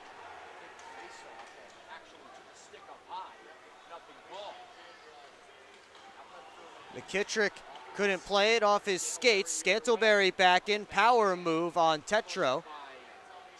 Now DeCumbus with the puck, worked over by McKittrick behind the net. Now McKittrick back on it, taken into the wall by Vinny DeCumbus. Merritt from the slot, ripped that one high. DeCumbus sent it down the boards. Abdella looking to skate it out. He'll get it up to McKittrick, try the give and go. And Schumacher got just enough of that. Now the Prowlers with a 2-on-1 if they hurry. Scantlebury has Merritt. Scantlebury gives it over. Merritt has to recollect it, stopped by McCullum, who was in the splits. That one isn't exactly how you draw it up. They still got a shot away. And Connor McCullum with another big save for Danbury. Freeborn tried to feed it out. Taken away by Zinchenko. Hustling back is Heinzel to meet him. Zinchenko with a couple of moves. And Heinzel just plays the body. Puck out in front. And Sokolov fought that one off. Federley plays it up towards Freeborn. Tried to move it along. Instead, Stoichevsky turning the corner at the blue line, finds Brown, wrists it through, stopped by Freeborn, or Sokolov, excuse me. Freeborn had the rebound, and he gave it up to Picard. Makes a move in front, looking for Graham. That one pushed wide. Back to the point, Parsons wrists it through, blocked by Brown. Graham, backdoor play to Freeborn. McCullum slid across to make another big save. And Connor McCullum showing off his abilities here in this second period. Another A1 chance for the Prowlers that he's stopped. Here's Foley back in. Backhand sauce looking for Sim. It was cut off by McCullum. And he'll hang on for a whistle. 4:23 to go in the second period. We'll take a timeout. You're watching Port Huron Prowlers Hockey on the PHP Network.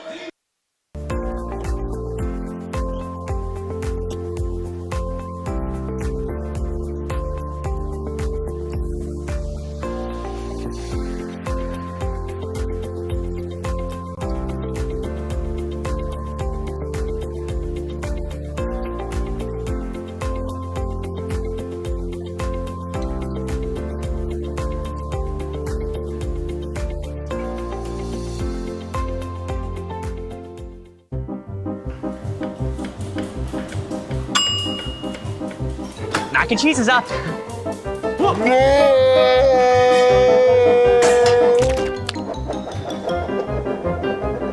Mac and cheese pizza? Mac and cheese pizza. That's right, the new mac and cheese pizza from Hungry Howie's. Mac and cheese, mozzarella, panko breadcrumbs, and our famous flavored crust. Only for a limited time. Hungry Howie's! Back here in Danbury, 4:23 to go in the Hungry Howie's second period. Prowlers still trailing by a score of 2-0. Will Wiggleman back with you on the PHP Network. Thanks so much for joining us tonight. Off the face-off, it comes through for Scully. He pulls up. He fades it down deep. Ruiz first on it. Hassled by Foley. Tried to send it towards the cage. Schumacher collects. Worked up to Foley. Lost the handle at center. Schumacher poked it away from his man. Now Tetro reverses to Yao. Long shot over top of the cage. Scully back to Tetro from the outside. Stopped by Sokolov. Yao makes a move. Walks down the boards. Trying to get towards the net. Actually dangles his own man Harwell behind the cage. Back out to the top is Yao. And Sokolov makes the save on the fluttering shot. Harwell. Worked over by Johnson. Puck ends up out of the zone. Prowlers didn't see it. Yao tried to quick up back the other direction. Now Scantleberry looking for DeCumbus fresh off the bench. That was cut off. Johnson back for it. Tried to send it up to Scantleberry. Harwell turned it back on net. Now Abdella to Di Nicola. Centering feed. Harwell scores! Goals in back-to-back games for Chase Harwell. And he makes it 3-0 Danbury.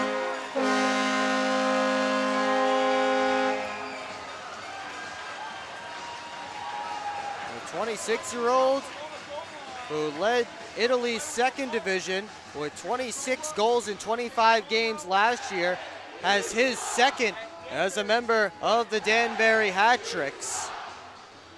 And that makes it 3-0. The shot from the slot.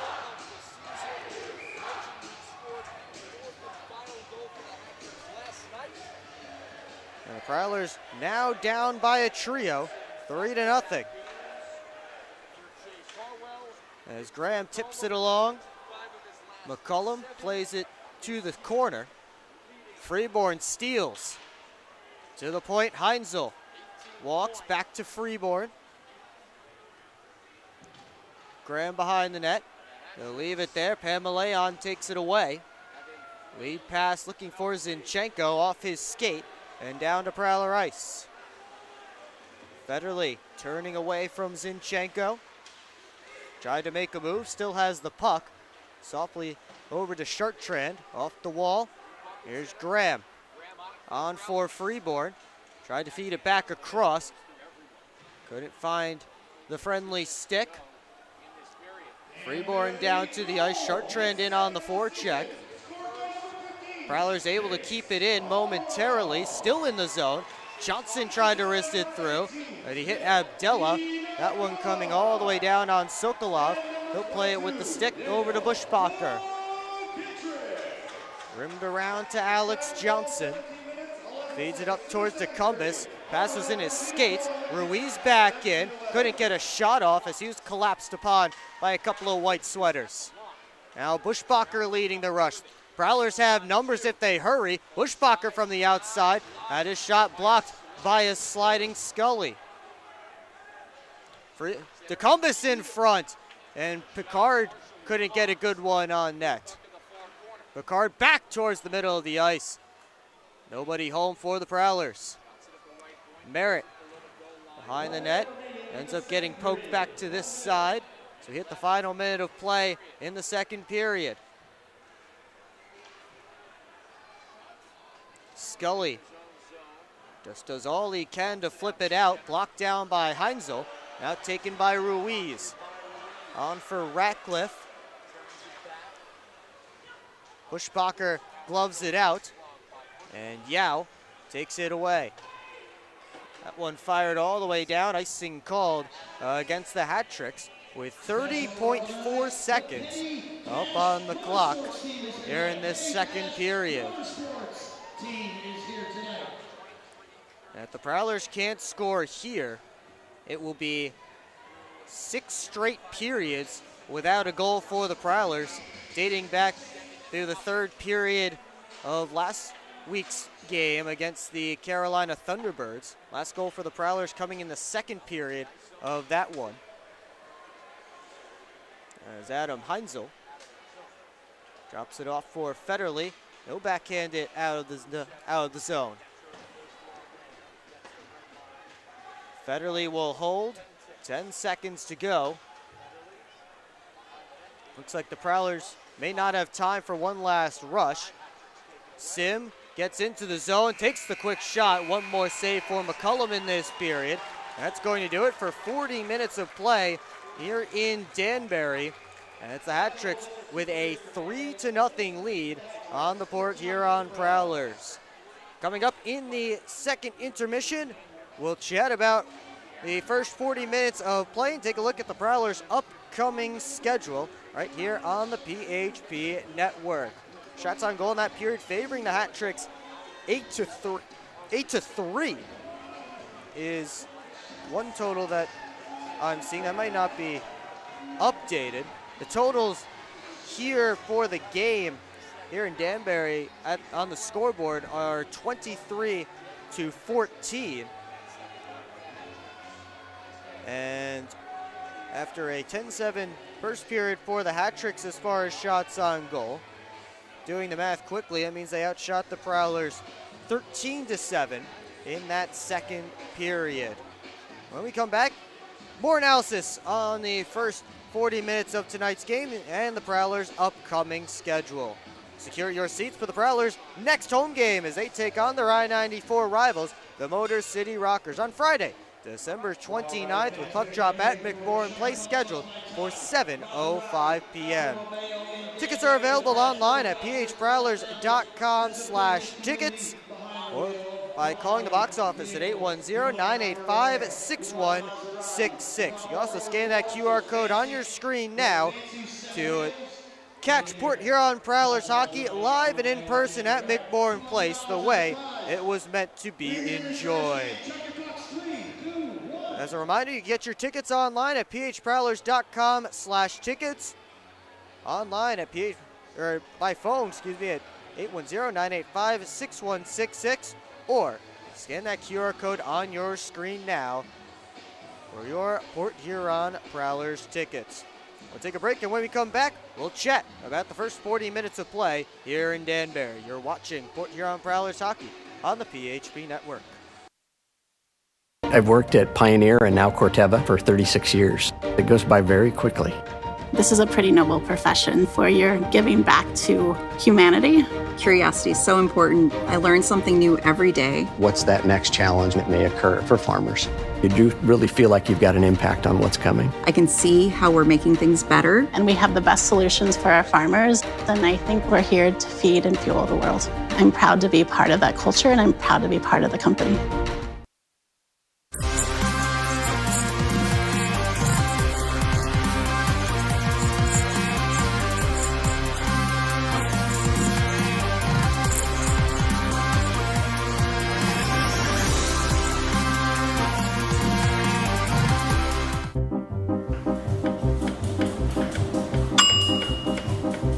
Mac and cheese is up.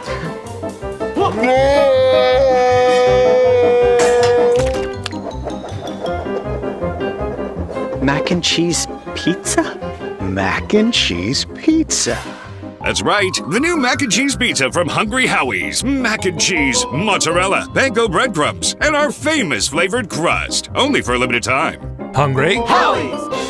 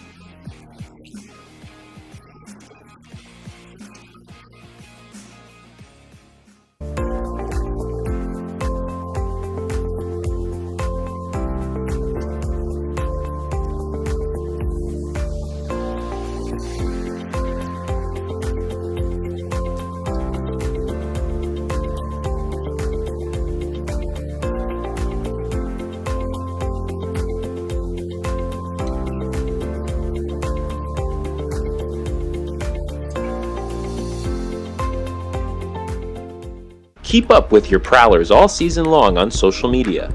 Follow us on Facebook at the Port Huron Prowlers, Instagram at PH Prowlers, and Twitter at PH Prowlers.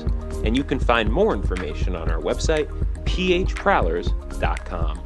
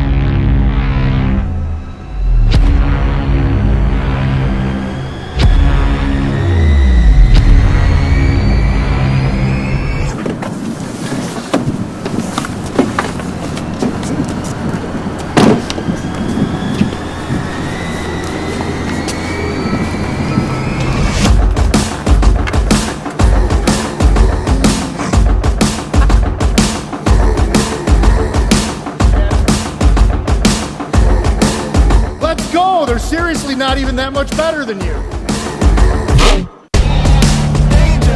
Should've just got a ticket from phprowlers.com. I should have just bought tickets at phprowlers.com. I got it! I should've just got a ticket at phprowlers.com. I should have got a ticket at phprowlers.com. They should have just got tickets at phprowlers.com.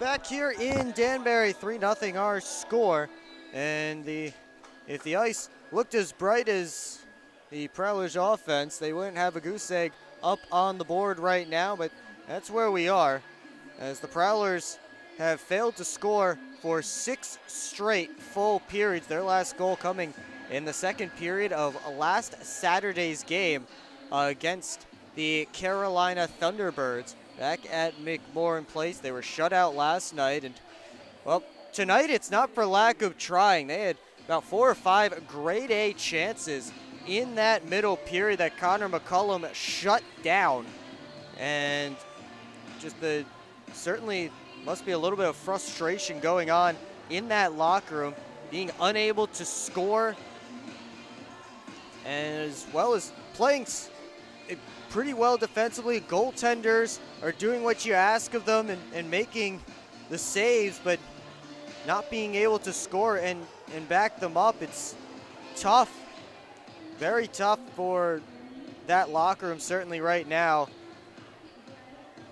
And we'll see if any of those frustrations start to boil over here in the third period. But Prowlers certainly in tough spot tonight, and they're lucky right now that the division that they are in is fairly weaker towards the bottom. They're in the division with the Baton Rouge Zydeco and the Blue Ridge Bobcats, who are 2 of the worst teams in the FPHL, actually tied for the bottom in terms of points.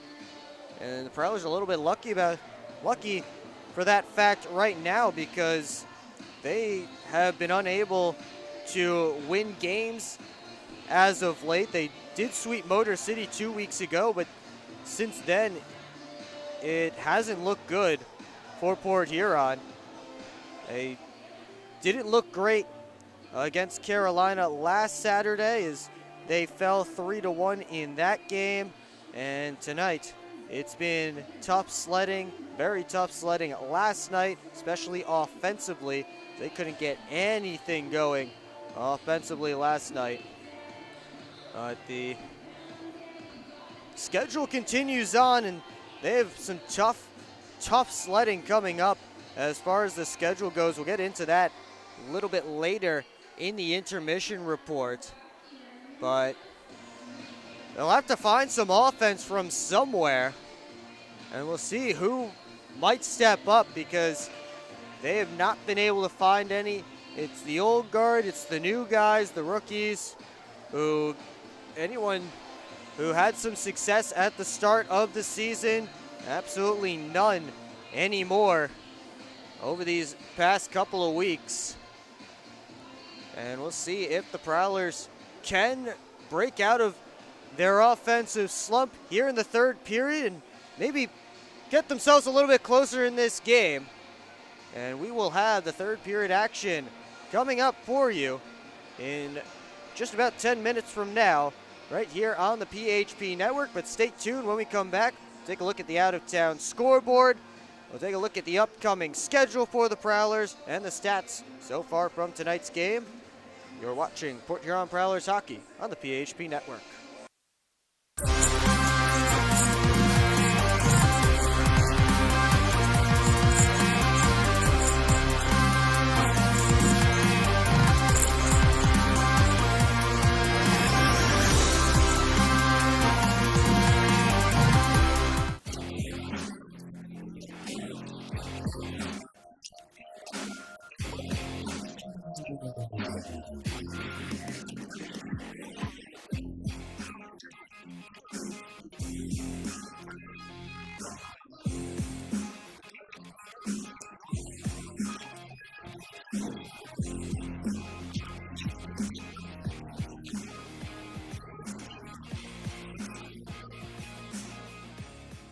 Keep up with your Prowlers all season long on social media.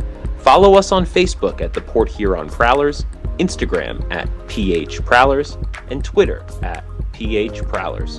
And you can find more information on our website, phprowlers.com.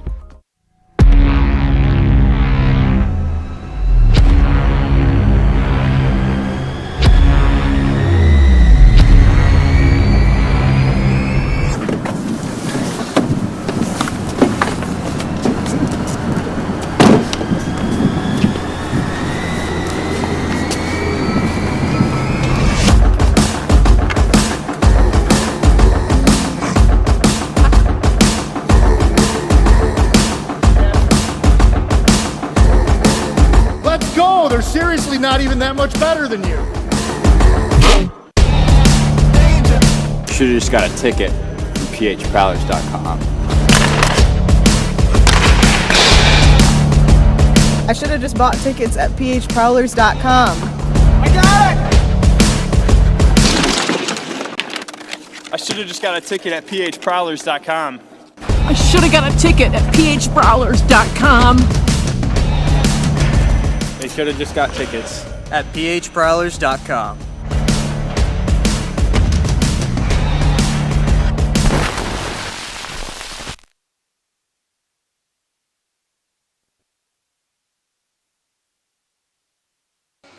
Still 3-0 hat tricks as we get ready to wrap up the second intermission here in Danbury. Prowlers searching for their first goal of the weekend. Will Wiggleman with you on the PHP Network. Thanks again for joining us tonight. And before we take a look back at that second period and take a good look at the stats, let's take a look around the FPHL. A couple of final scores coming out. And the Carolina Thunderbirds will go into Christmas atop the FPHL's Continental Division after finishing off a 6-3 victory over the Columbus River Dragons. Peter Panacek, Jan Salak with 3 points apiece. Mario Cavalieri made 51 saves in this one as the Thunderbirds were outshot 54-41. But still come away with a 6-3 win. In Motor City, it was a blowout as TJ Sneath had a hat trick, Cade Lambden 2 goals and an assist, and the Rockers blew out the Elmira River Sharks 9-1. Nick McGill-Diaz had a 4-point night, Declan Conway with 3 points, and Motor City, the Prowlers' next opponent, if you're the Prowlers and you're struggling to score goals, you see your next opponent just put up 9 might be a bit of a scary sight. So that's where we stand as far as the Prowlers' next opponent goes. Is 9-1 the final for the Rockers over the Elmira River Sharks. They're in the second intermission in Binghamton, and the Black Bears have opened up a 5-1 lead over the Watertown Wolves. Tyson Kirkby has a couple of goals for the Black Bears, as well as an assist. Captain leading the way for Binghamton tonight. That's your out-of-town scoreboard. Certainly some interesting scores. And Prowlers hoping for some more favorable scores in their upcoming schedule. They get to return home for a little home cooking on December the 29th, 30th, and 31st. 31st will be in Motor City, but this is the start of a really, really brutal stretch schedule-wise for the Prowlers. You see that there on your screen. 2 home games and then a road game, a 3-3. A day off, 2 games in Mississippi, so that's a travel from Motor City to Mississippi in about a day and a half. And then a day off and 2 games in Carolina. That's 7 games in 9 days in 3 different states. And the Prowlers will have to battle their way through that. It will be a tough way to enter calendar year of 2024. We'll see if the Prowlers are up to the challenge, and maybe this can be somewhat of a turning point of the season if the Prowlers are up for the challenge and they go into this 7-9 and come out of it, over 500, maybe 4-3. Pick up a couple of wins maybe in Mississippi, maybe get 1 or 2 against Motor City, and maybe even finally break through against the Carolina Thunderbirds. They can come out of this positively. That will do a lot for their confidence the rest of the way.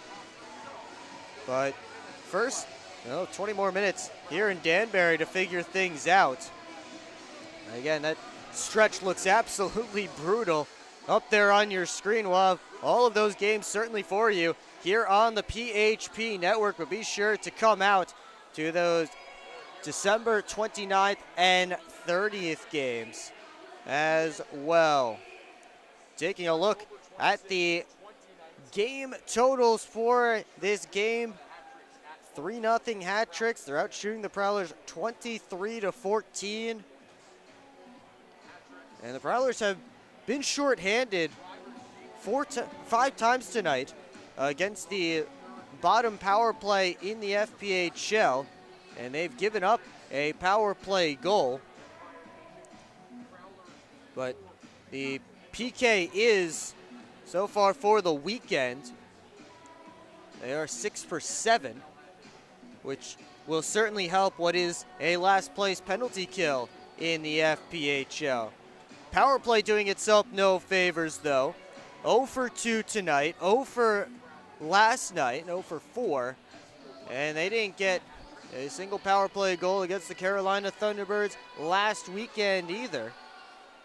The power play, just a symptom of the offense being in a funk, and the power play just one more thing the Prowlers have to worry about offensively that isn't clicking right now. As we get set for the 3rd period, we take a look one more time at our PHP Network trivia question. It was Connor McCullum who got his first pro shutout last night and is currently shutting out the Prowlers here tonight. But we want to know who is the most recent Prowlers goaltender to pitch a shutout. And the correct answer, last night's goaltender for the Prowlers, Ian Wallace. He did so on April 8th against the Watertown Wolves. That one was on the road in Watertown near the end of last season. Hopefully you all got that one right. But the Prowlers hoping to not get shut out again tonight for the 2nd straight game. And I showed the graphic between the first and second periods about the Blue Ridge Bobcats being shut out for 2 straight games plus a period. Prowlers are facing that right now if they can't get one past Connor McCullum here in this third period.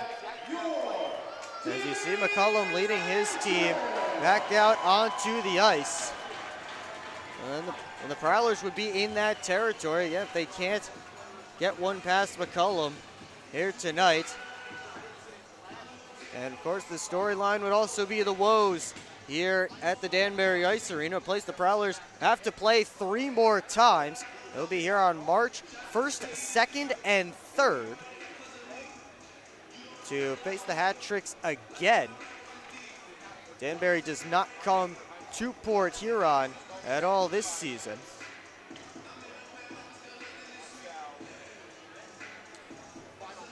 Both teams stepping back out onto the ice. Makar Sokolov in the goal crease to our right. 20 saves on 23 hat trick shots so far. Connor McCullum, the goal crease to our left, perfect on all 14 Prowlers shots he's faced. Johnny Ruiz and Matt Graham set to go, and we will get underway here in the third. Dalton J steps in, fires one wide, looking for the far side.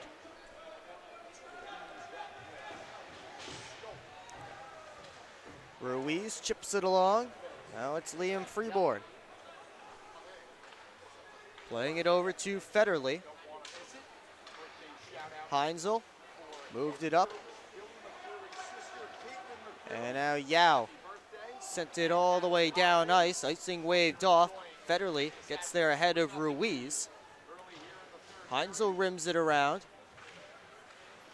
Now Heinzel almost gave it away. Ratcliffe was in there causing some havoc. Prowlers able to get it out. Here comes Merritt flying in. Tried the drop to Freeborn. He rims it deep, comes all the way around. Prowlers in the midst of a change, so Ratcliffe has time and space to loft it out to Harwell.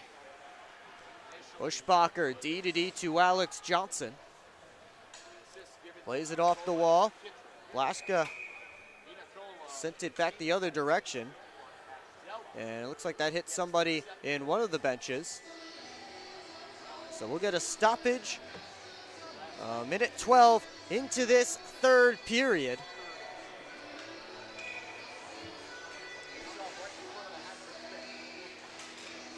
Hallwell wins the face-off back. Here's Tetro going D to Yao.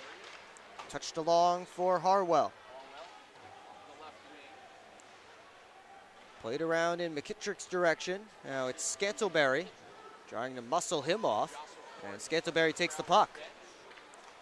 Merritt trying to step around Tetro. He's forced back with plenty of orange sweaters at the Danbury line. Puck touched in. Icing waved off. Tetro gave it right up to Evan Foley. Scantleberry gives it over to Schumacher, the one-timer stymied by D. Nicola. That was Frank Schumacher who tried to let one go, but D. Nicola got his stick in the perfect spot to stop it. Parsons, D to Schumacher. I think his stick is broken. He gets one from the bench. Harwell gives to Audette, who just pushed it wide. And Parsons collects the rebound. Tristan Sim working up into the offensive zone, off the wall to Picard. Keeps it moving. Heinzel pinching in. Audette played it off the glass and out. Played it off of Tristan Sim, who was changing. Danbury now turning it up ice. Audette backhands it in. Federley up to Picard. Rink wide feed looking for Jay. Couldn't chop it past Abdella. Gives it over Stoichevsky, over to Ratcliffe. Kicked out by Sokolov. Pamelayan at the point. D to Abdella. Wrist shot through traffic, and Sokolov has it with the glove, and he'll hang on for a whistle and a face-off. 16:49 to go in the third period.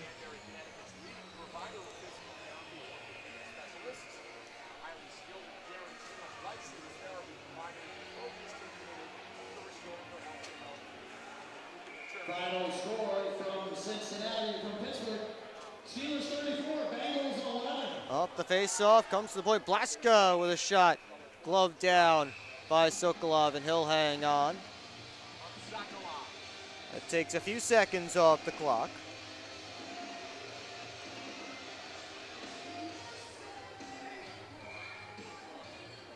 Merritt will draw again with Scully.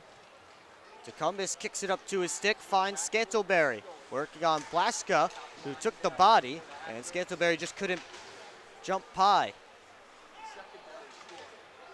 Ratcliffe. Curling, feeds it across. Blaska winds, fires it off the back glass. Ratcliffe first on it. Brown gets it deep. Ruiz looking for the wrap, and Merritt was able to push him off to keep him from getting in front.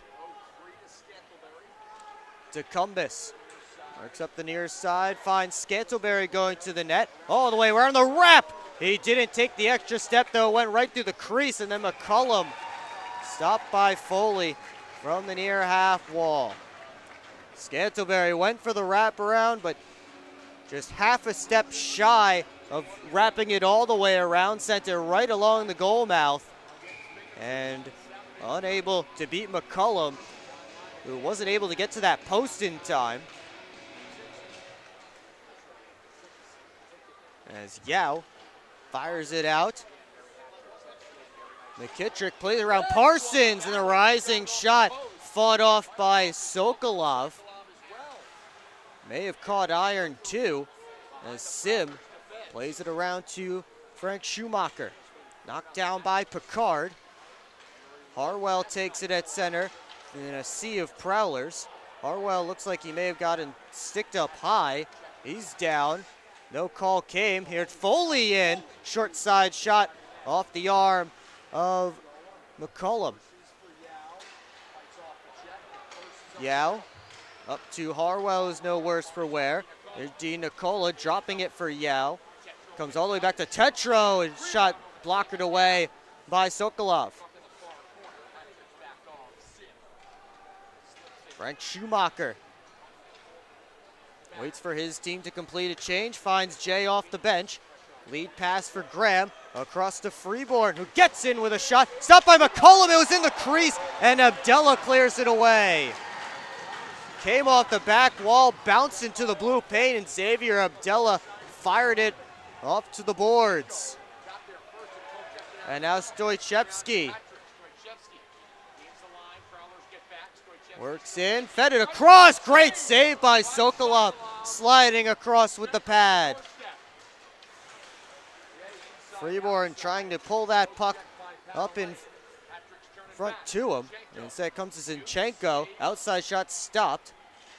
Now Ratcliffe taken in by Heinzel. Pamaleon slipped it deep. Now Chartrand will start the engines up ice. Dumps it in, heads after it himself with Pamaleon, who takes him into the wall. Kept in by the Prowlers at the line. Chartrand down for Scantleberry in front, and he missed it wide. Went to the backhand and couldn't find the target from a foot away. Good pass over to Chartrand. Shoved off by Scully. Merritt taken in hard by Blaska. Ratcliffe out to Blaska. 3-on-2 for the hat-tricks if they hurry. His shot was blocked, and Blaska will be first back on it. Comes up to Ratcliffe. Tried to fire it from the corner. Knocked down. Yao. Down and off the post goes Scully from 2 feet away from the post. And now the Prowlers up the other direction. It's Scantleberry working on Yao. Power move to the net. Lost the puck. Puck batted out to the lines.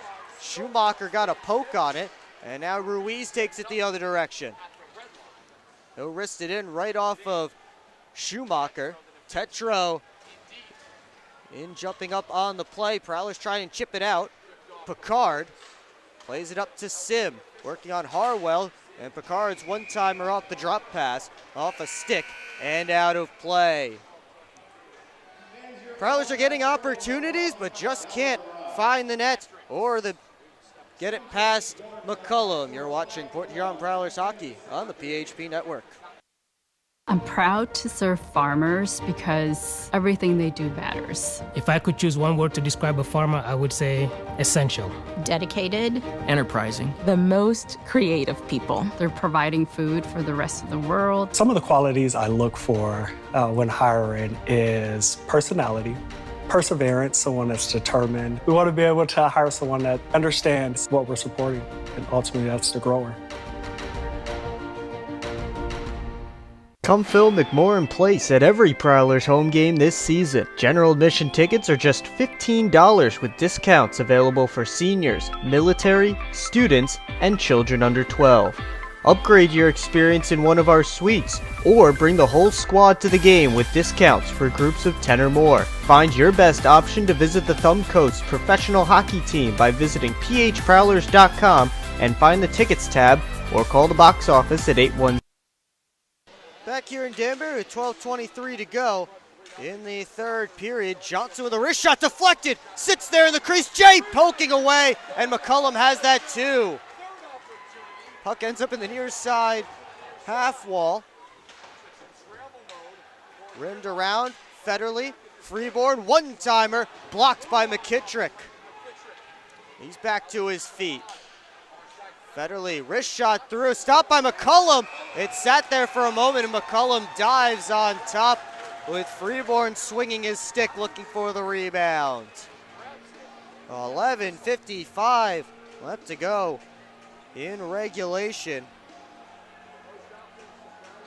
And Connor McCullum with a couple big saves there on the Prowlers.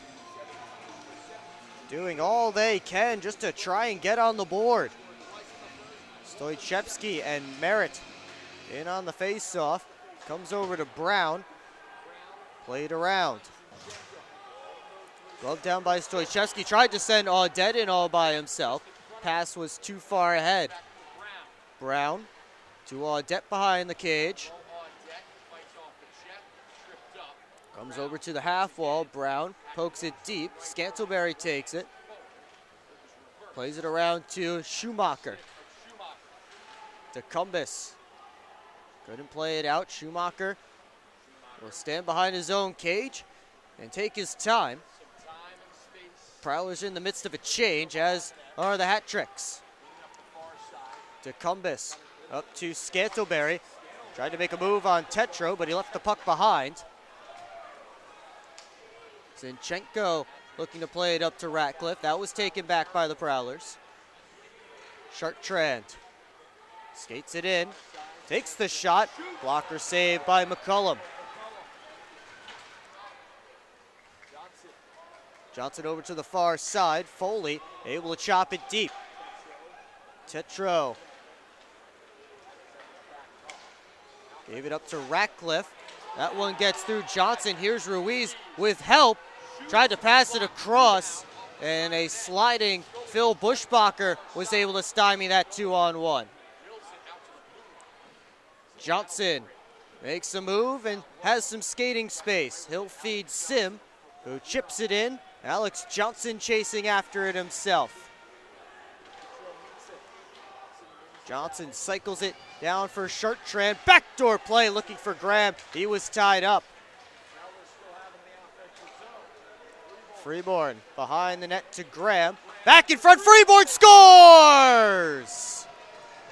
The Prowlers finally get one. It's Liam Freeborn getting them on the board with 9:59 to go in the third period.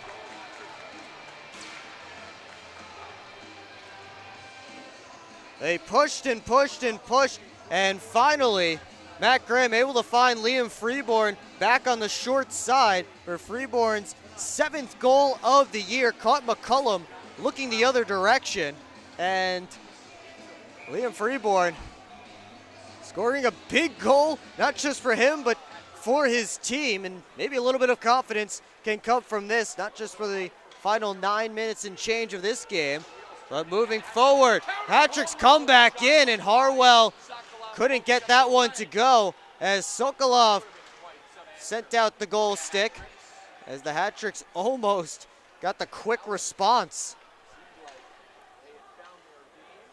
Heinzel gives it to Federley, right back.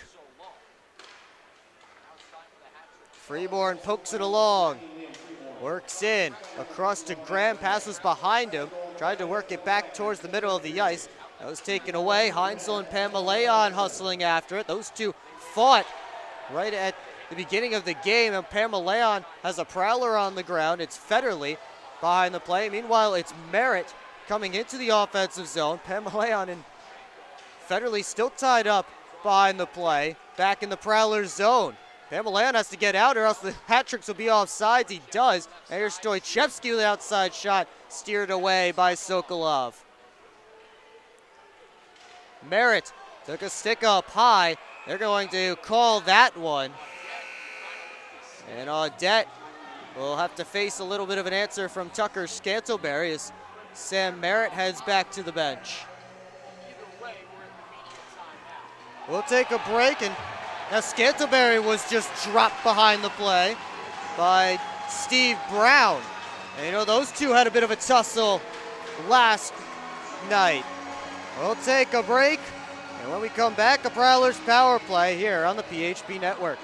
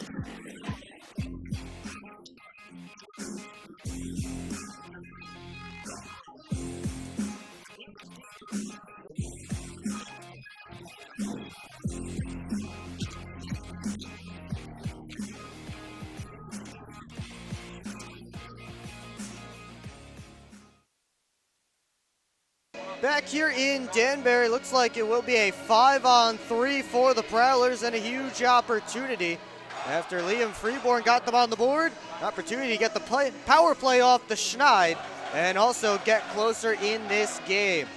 Colby Audette, 2 minutes for high sticking. That was the original call, and then after the play was over, Steve Brown sent Tucker Scantlebury to the ice. He gets 2 minutes for unsportsmanlike conduct. And a 5-on-3 for the full 2 minutes coming for the Prowlers. They send out Matt Graham's unit, which includes the goal scorer, Freeborn.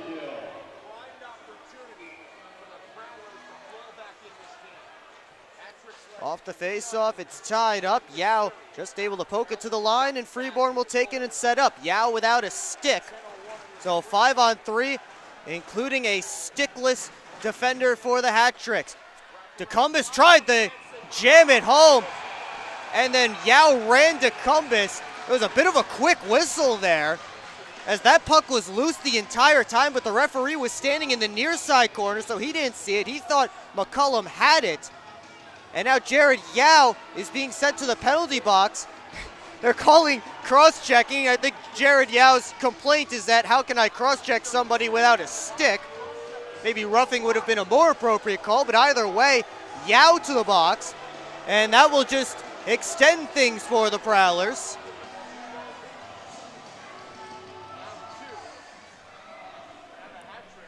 And Evan Foley chatting there with the referees, Johnny Ruiz as well. as Vinny DeCumbus just tried to stuff play right the side of the net, and the puck was loose. It got pushed behind the net, but the referee was standing in the near side corner, so he didn't see it. He blew it dead. He thought McCullum had it, but instead they blew it dead, and Jared Yao came flying in to bury Vinny DeCumbus. And Billy McCreary trying to get an explanation from the referees right now.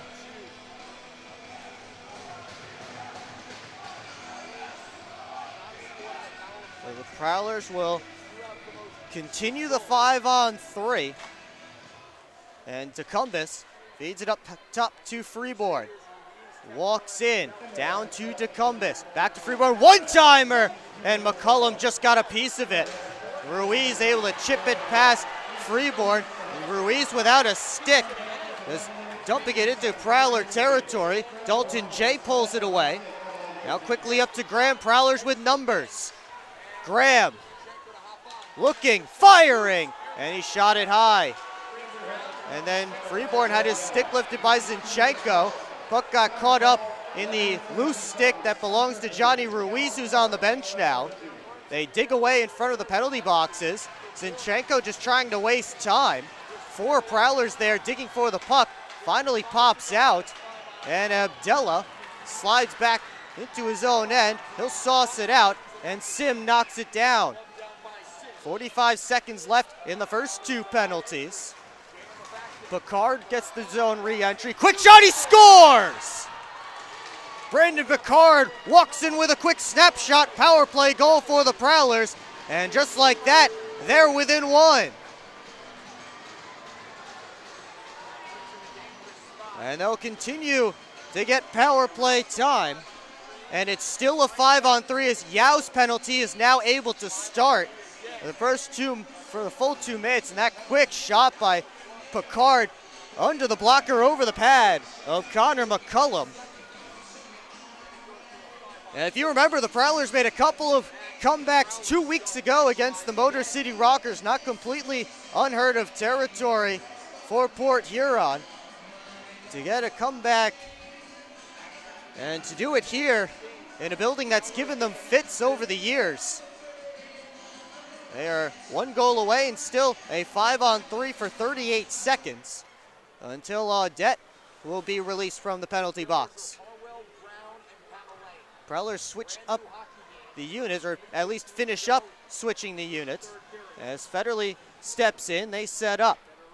Gives it over to Scantleberry. Walks in, thought about the shot and said he'll curl back. Over to Federley, down to Foley, back. Federley, wrist shot, caught it high. May have caught a stick on the way through. Federley walks in, Foley, backdoor play! They jam away, and it wouldn't go. Picard couldn't handle it, and now the Hat-Tricks have a short-handed opportunity, but Audette's pass went right to Picard. Prowlers still in a 5-on-4 power play for 1:10. Played across to Johnson, who kept it in at the line. Let's go Hat-Tricks chants coming from the fans. Federley to Scantleberry at the top, over to Johnson.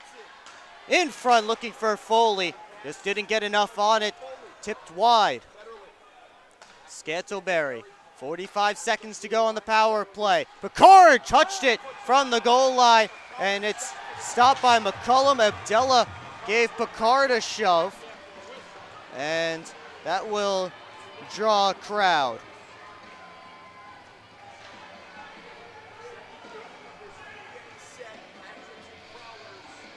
Didn't draw an arm, at least initially. I don't think we'll get anything from that as everybody heading back to their respective benches. With both teams switching up their power play units, Picard and Federley will stay out there, but now Matt Graham, Dalton J, and Tristan Sim take the ice.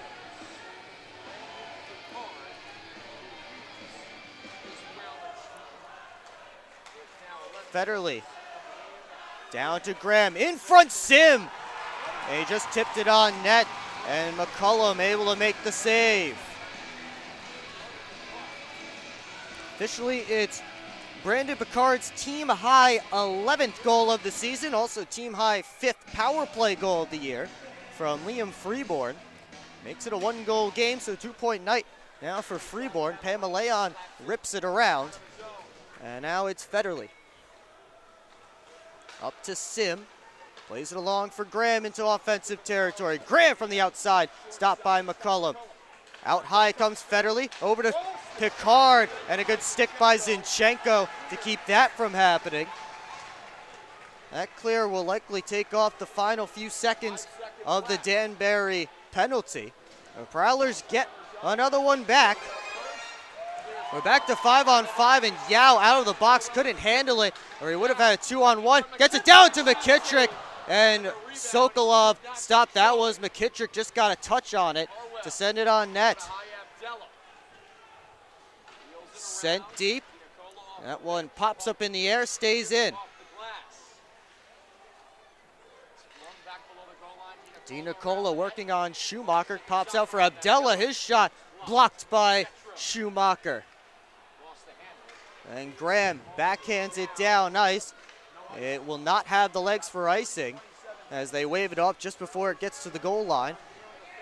Play continues. McKittrick turns it out. Johnson over to Parsons. Chartrand got a touch on it, so icing waved off again. 4.5 to go in regulation. Tetro works through center. Wrist shot stopped by Sokolov. Parsons knocked down.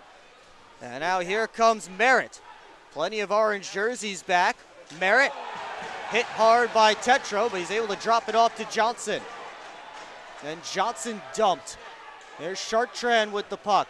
Out to Foley, over to Parsons. Wrist shot goes wide. He was looking for a stick. Picard back in front. And Johnson couldn't tap that one home. Hat-tricks the other way. Scully looking for Ratcliffe. Now Ruiz pulls it out, gets it out high to Yao. Brown winds and fires, and that one tipped high. Yao again, and that one comes over to the near side. Ratcliffe cycles it around. Foley working out, under 3.5 to go in regulation.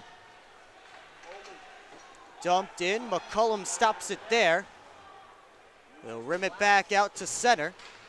Schumacher played it right up to Stoichevsky, who's coming the other direction. Stoichevsky behind the net to Zinchenko, back in front, and Sokolov may have gotten a piece of that one. Abdella played it off the back wall. Jay chips it out, looking for Graham. Graham and Pamaleon after it. And McCullum came out of the net and ended up just leaving it for Pamalea. Austin Federley sauces it on to Graham. Pamaleon backhands it out. There's Phil Buschbacher. Gets it to center. Blackska. Abdella launches it in. Buschbacher off the wall, trying to get it out. McKittrick there to cut it off. Coming out with was Harwell and Di Nicola. And now Dalton J off the boards and out. Blaska launches it right back in. We approach 2 minutes to go in regulation. Austin Federley gives it to Scantleberry. Walks in, fires, glove, save by McCullum. It sat there. Another quick whistle from the referees as McCullum did not have that puck secured. When we come back, 1:53 to go in regulation. Can the Prowlers complete the comeback? We'll find out right here on the PHP Network.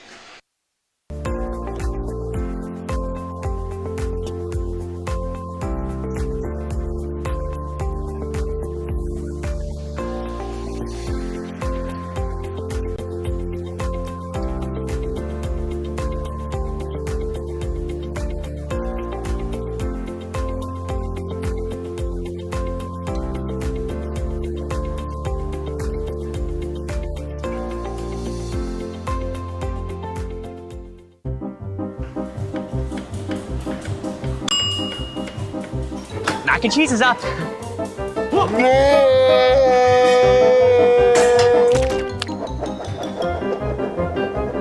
Mac and cheese pizza? Mac and cheese pizza. That's right, the new mac and cheese pizza from Hungry Howie's. Mac and cheese, mozzarella, panko breadcrumbs, and our famous flavored crust. Only for a limited time. Hungry Howie's!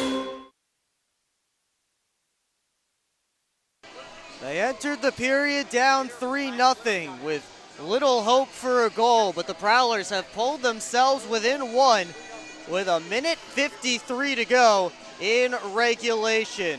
Will Wiggleman back with you on the PHP Network. Thanks so much for joining us tonight in what's turned out to be an exciting game. I spent the entire second intermission talking about the Prowlers' inability to score goals, and all of a sudden, they've turned it into an exciting game, and Makar Sokolov is on the bench. So 6-on-5 attack for the Prowlers, and Freeborn took it right to the net.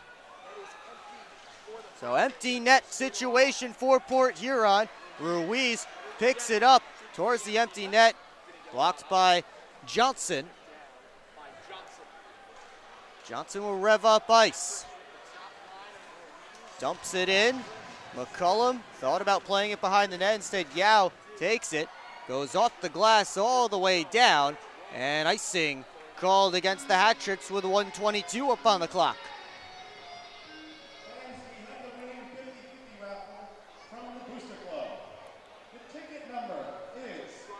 So Matt Graham will take the pivotal draw against John Scully. 5 Prowlers up on the face-off circle. Austin Federley back at the blue line. Wrist shot from Johnson, deflects over top. Scantleberry behind the net. Now Graham with it. Rims it up high to Federley. Schumacher providing the screen in front of McCullum. Scantleberry in front, score! Frank Schumacher bats it in, his first of the year, and the Prowlers have tied it in the final minute.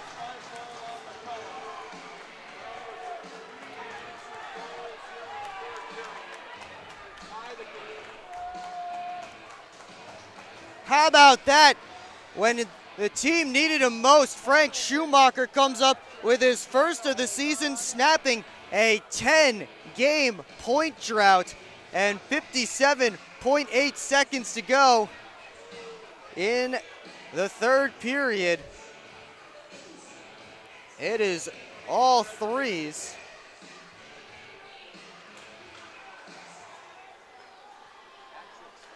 And all of a sudden, here come the Prowlers in one of their best periods of the year. Abdella plays it back to Brown. His pass eluded McKittrick. Harwell over to Abdella. Quick up, tipped in. Parsons taken into the wall by McKittrick. Tecumseh first on it. Off the boards to Chartrand. He'll dump it in and fight his way into the offensive zone to head after it. Harwell turned it to Zinchenko. Gave it away. Jay couldn't pull the trigger. Jay behind the net with 10. Johnson, D to Federley. Wrists it through. Stopped by McCullum. I think he has it. And they blow it dead with 3.9 up on the clock.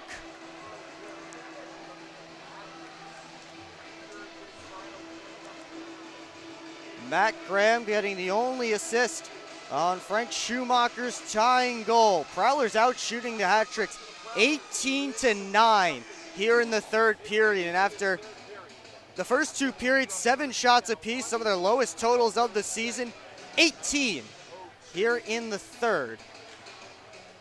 And off the face-off, Yao will just hold it in the corner.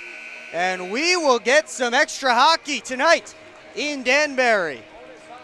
Overtime is coming your way.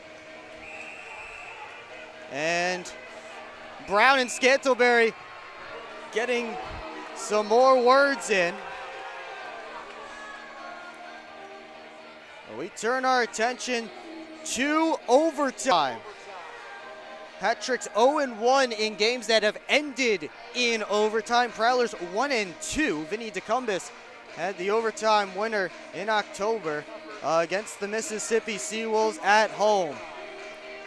But another game with the Prowlers after last night where they looked dead, lifeless, including on the shots on goal with some of their lowest shots on goal totals in each period, tied for their lowest shots on goal total in a game this season. Through the first two periods, they were tying their lowest shots on goal totals through a first period and a second period. But here in the third, they've exploded for 18 shots, their highest total in a third period this season. And is it any coincidence that the second highest total is 17 shots, and that came in the game where they tied it in the third period with the net empty and ended up winning in overtime against the Mississippi Seawolves back in October. I wonder if the Prowlers heard me during the intermission when I was talking about their offense, their inability to score, and everything that had been plaguing them over these last couple of games and through the first two periods. Because all of a sudden they came out with a fire, and they came all the way back to tie this game. Liam Freeborn, Brandon Picard, and Frank Schumacher, the goal scorers. Schumacher will start out there with Sam Merritt and Alex Johnson. Merritt will draw against Johnny Ruiz out there with Jacob Ratcliffe and Jared Yao as we get set to begin overtime hockey. And Hat Tricks win the draw. It's Yao giving it to Ratcliffe. And Ratcliffe now curling back. Revving up, working on Schumacher. He pulls up, drop pass. Yao around the net to Ratcliffe, one-timer. And Sokolov has that one in the breadbasket. He'll hang on for a whistle. 25 seconds gone in overtime.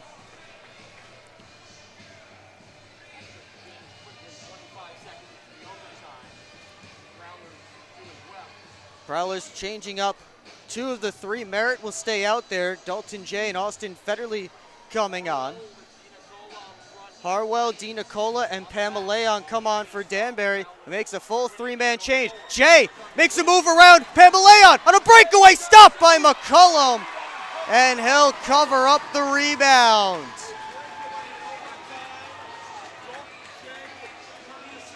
And Dalton Jay unable to find the game winner. We stay tied. Nice move around Pamaleon by the former Danbury Titan, Dalton Jay. Well, McCullum shut him down on the breakaway. D. Nicola gives it up to Harwell. Pulls up off the back wall. Ends up coming to Sokolov, who drops it to Austin Federley. And Federley will wait back in his own end. Tucker Scantleberry stepping off the bench for the Prowlers. Scantleberry with the puck now as Prowlers get Freeborn on the ice. And Federley will head to the bench to complete the change for Vinny DeCumbis. Three forwards on the ice for the Prowlers. Right now it's Ratcliffe, Ruiz, and Abdella for Danbury. Scantleberry forced back by Ratcliffe. Now Freeborn will head north. Has Scantleberry going to the net. Gets it there! And he missed it wide. And Scantleberry took down Abdella. And he'll head to the penalty boxes. And we will get an overtime power play for the Danbury Hat Tricks.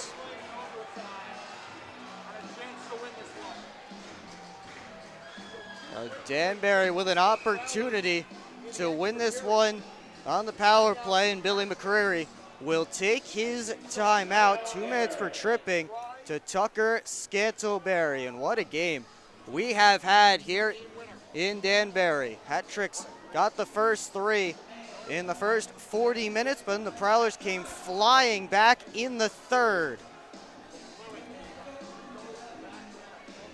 Liam Freeborn, Brandon Picard, Frank Schumacher in the final minute with the goal he pulled.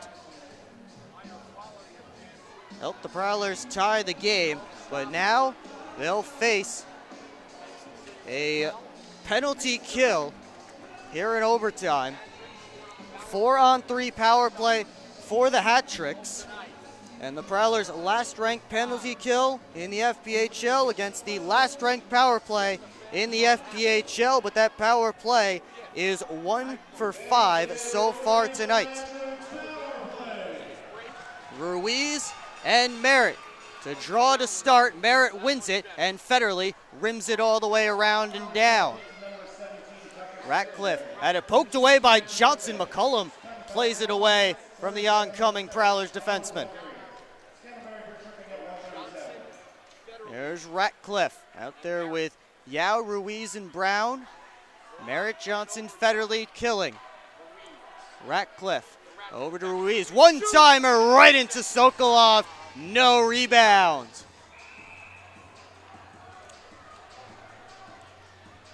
"26 seconds gone in the penalty to Tucker Scantlebury.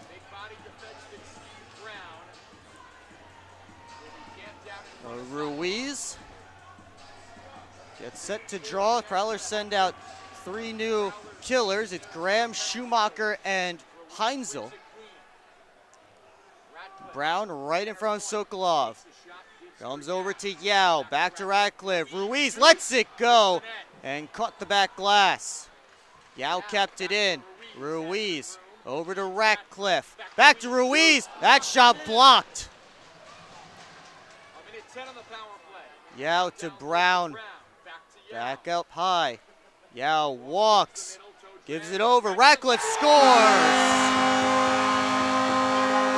Jacob Ratcliffe in overtime on the power play. Danbury wins 4-3 your final tonight. And after the dramatic comeback for the Prowlers, they only end up coming away with a single point in this one.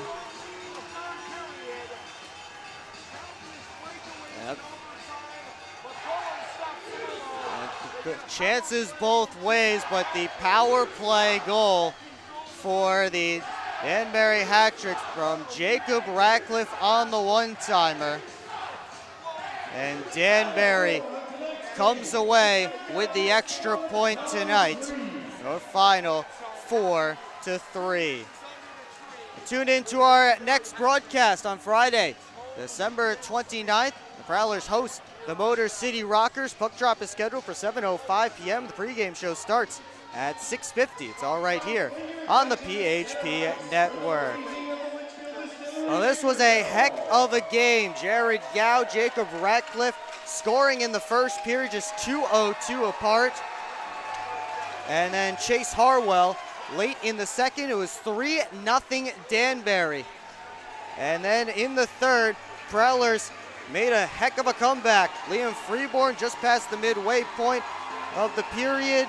Got them on the board. Brandon Picard on the power play. Got another one back. And then Frank Schumacher with 57 seconds left in regulation tied the score at 3. Jacob Ratcliffe from Jared Yao, a power play goal in overtime, is your game winner tonight. That's going to do it for me. For everyone from the Port Huron Prowlers, we want to wish you a Merry Christmas and a happy holiday season. Stay safe out there, and we'll see you next time right here on the PHP Network.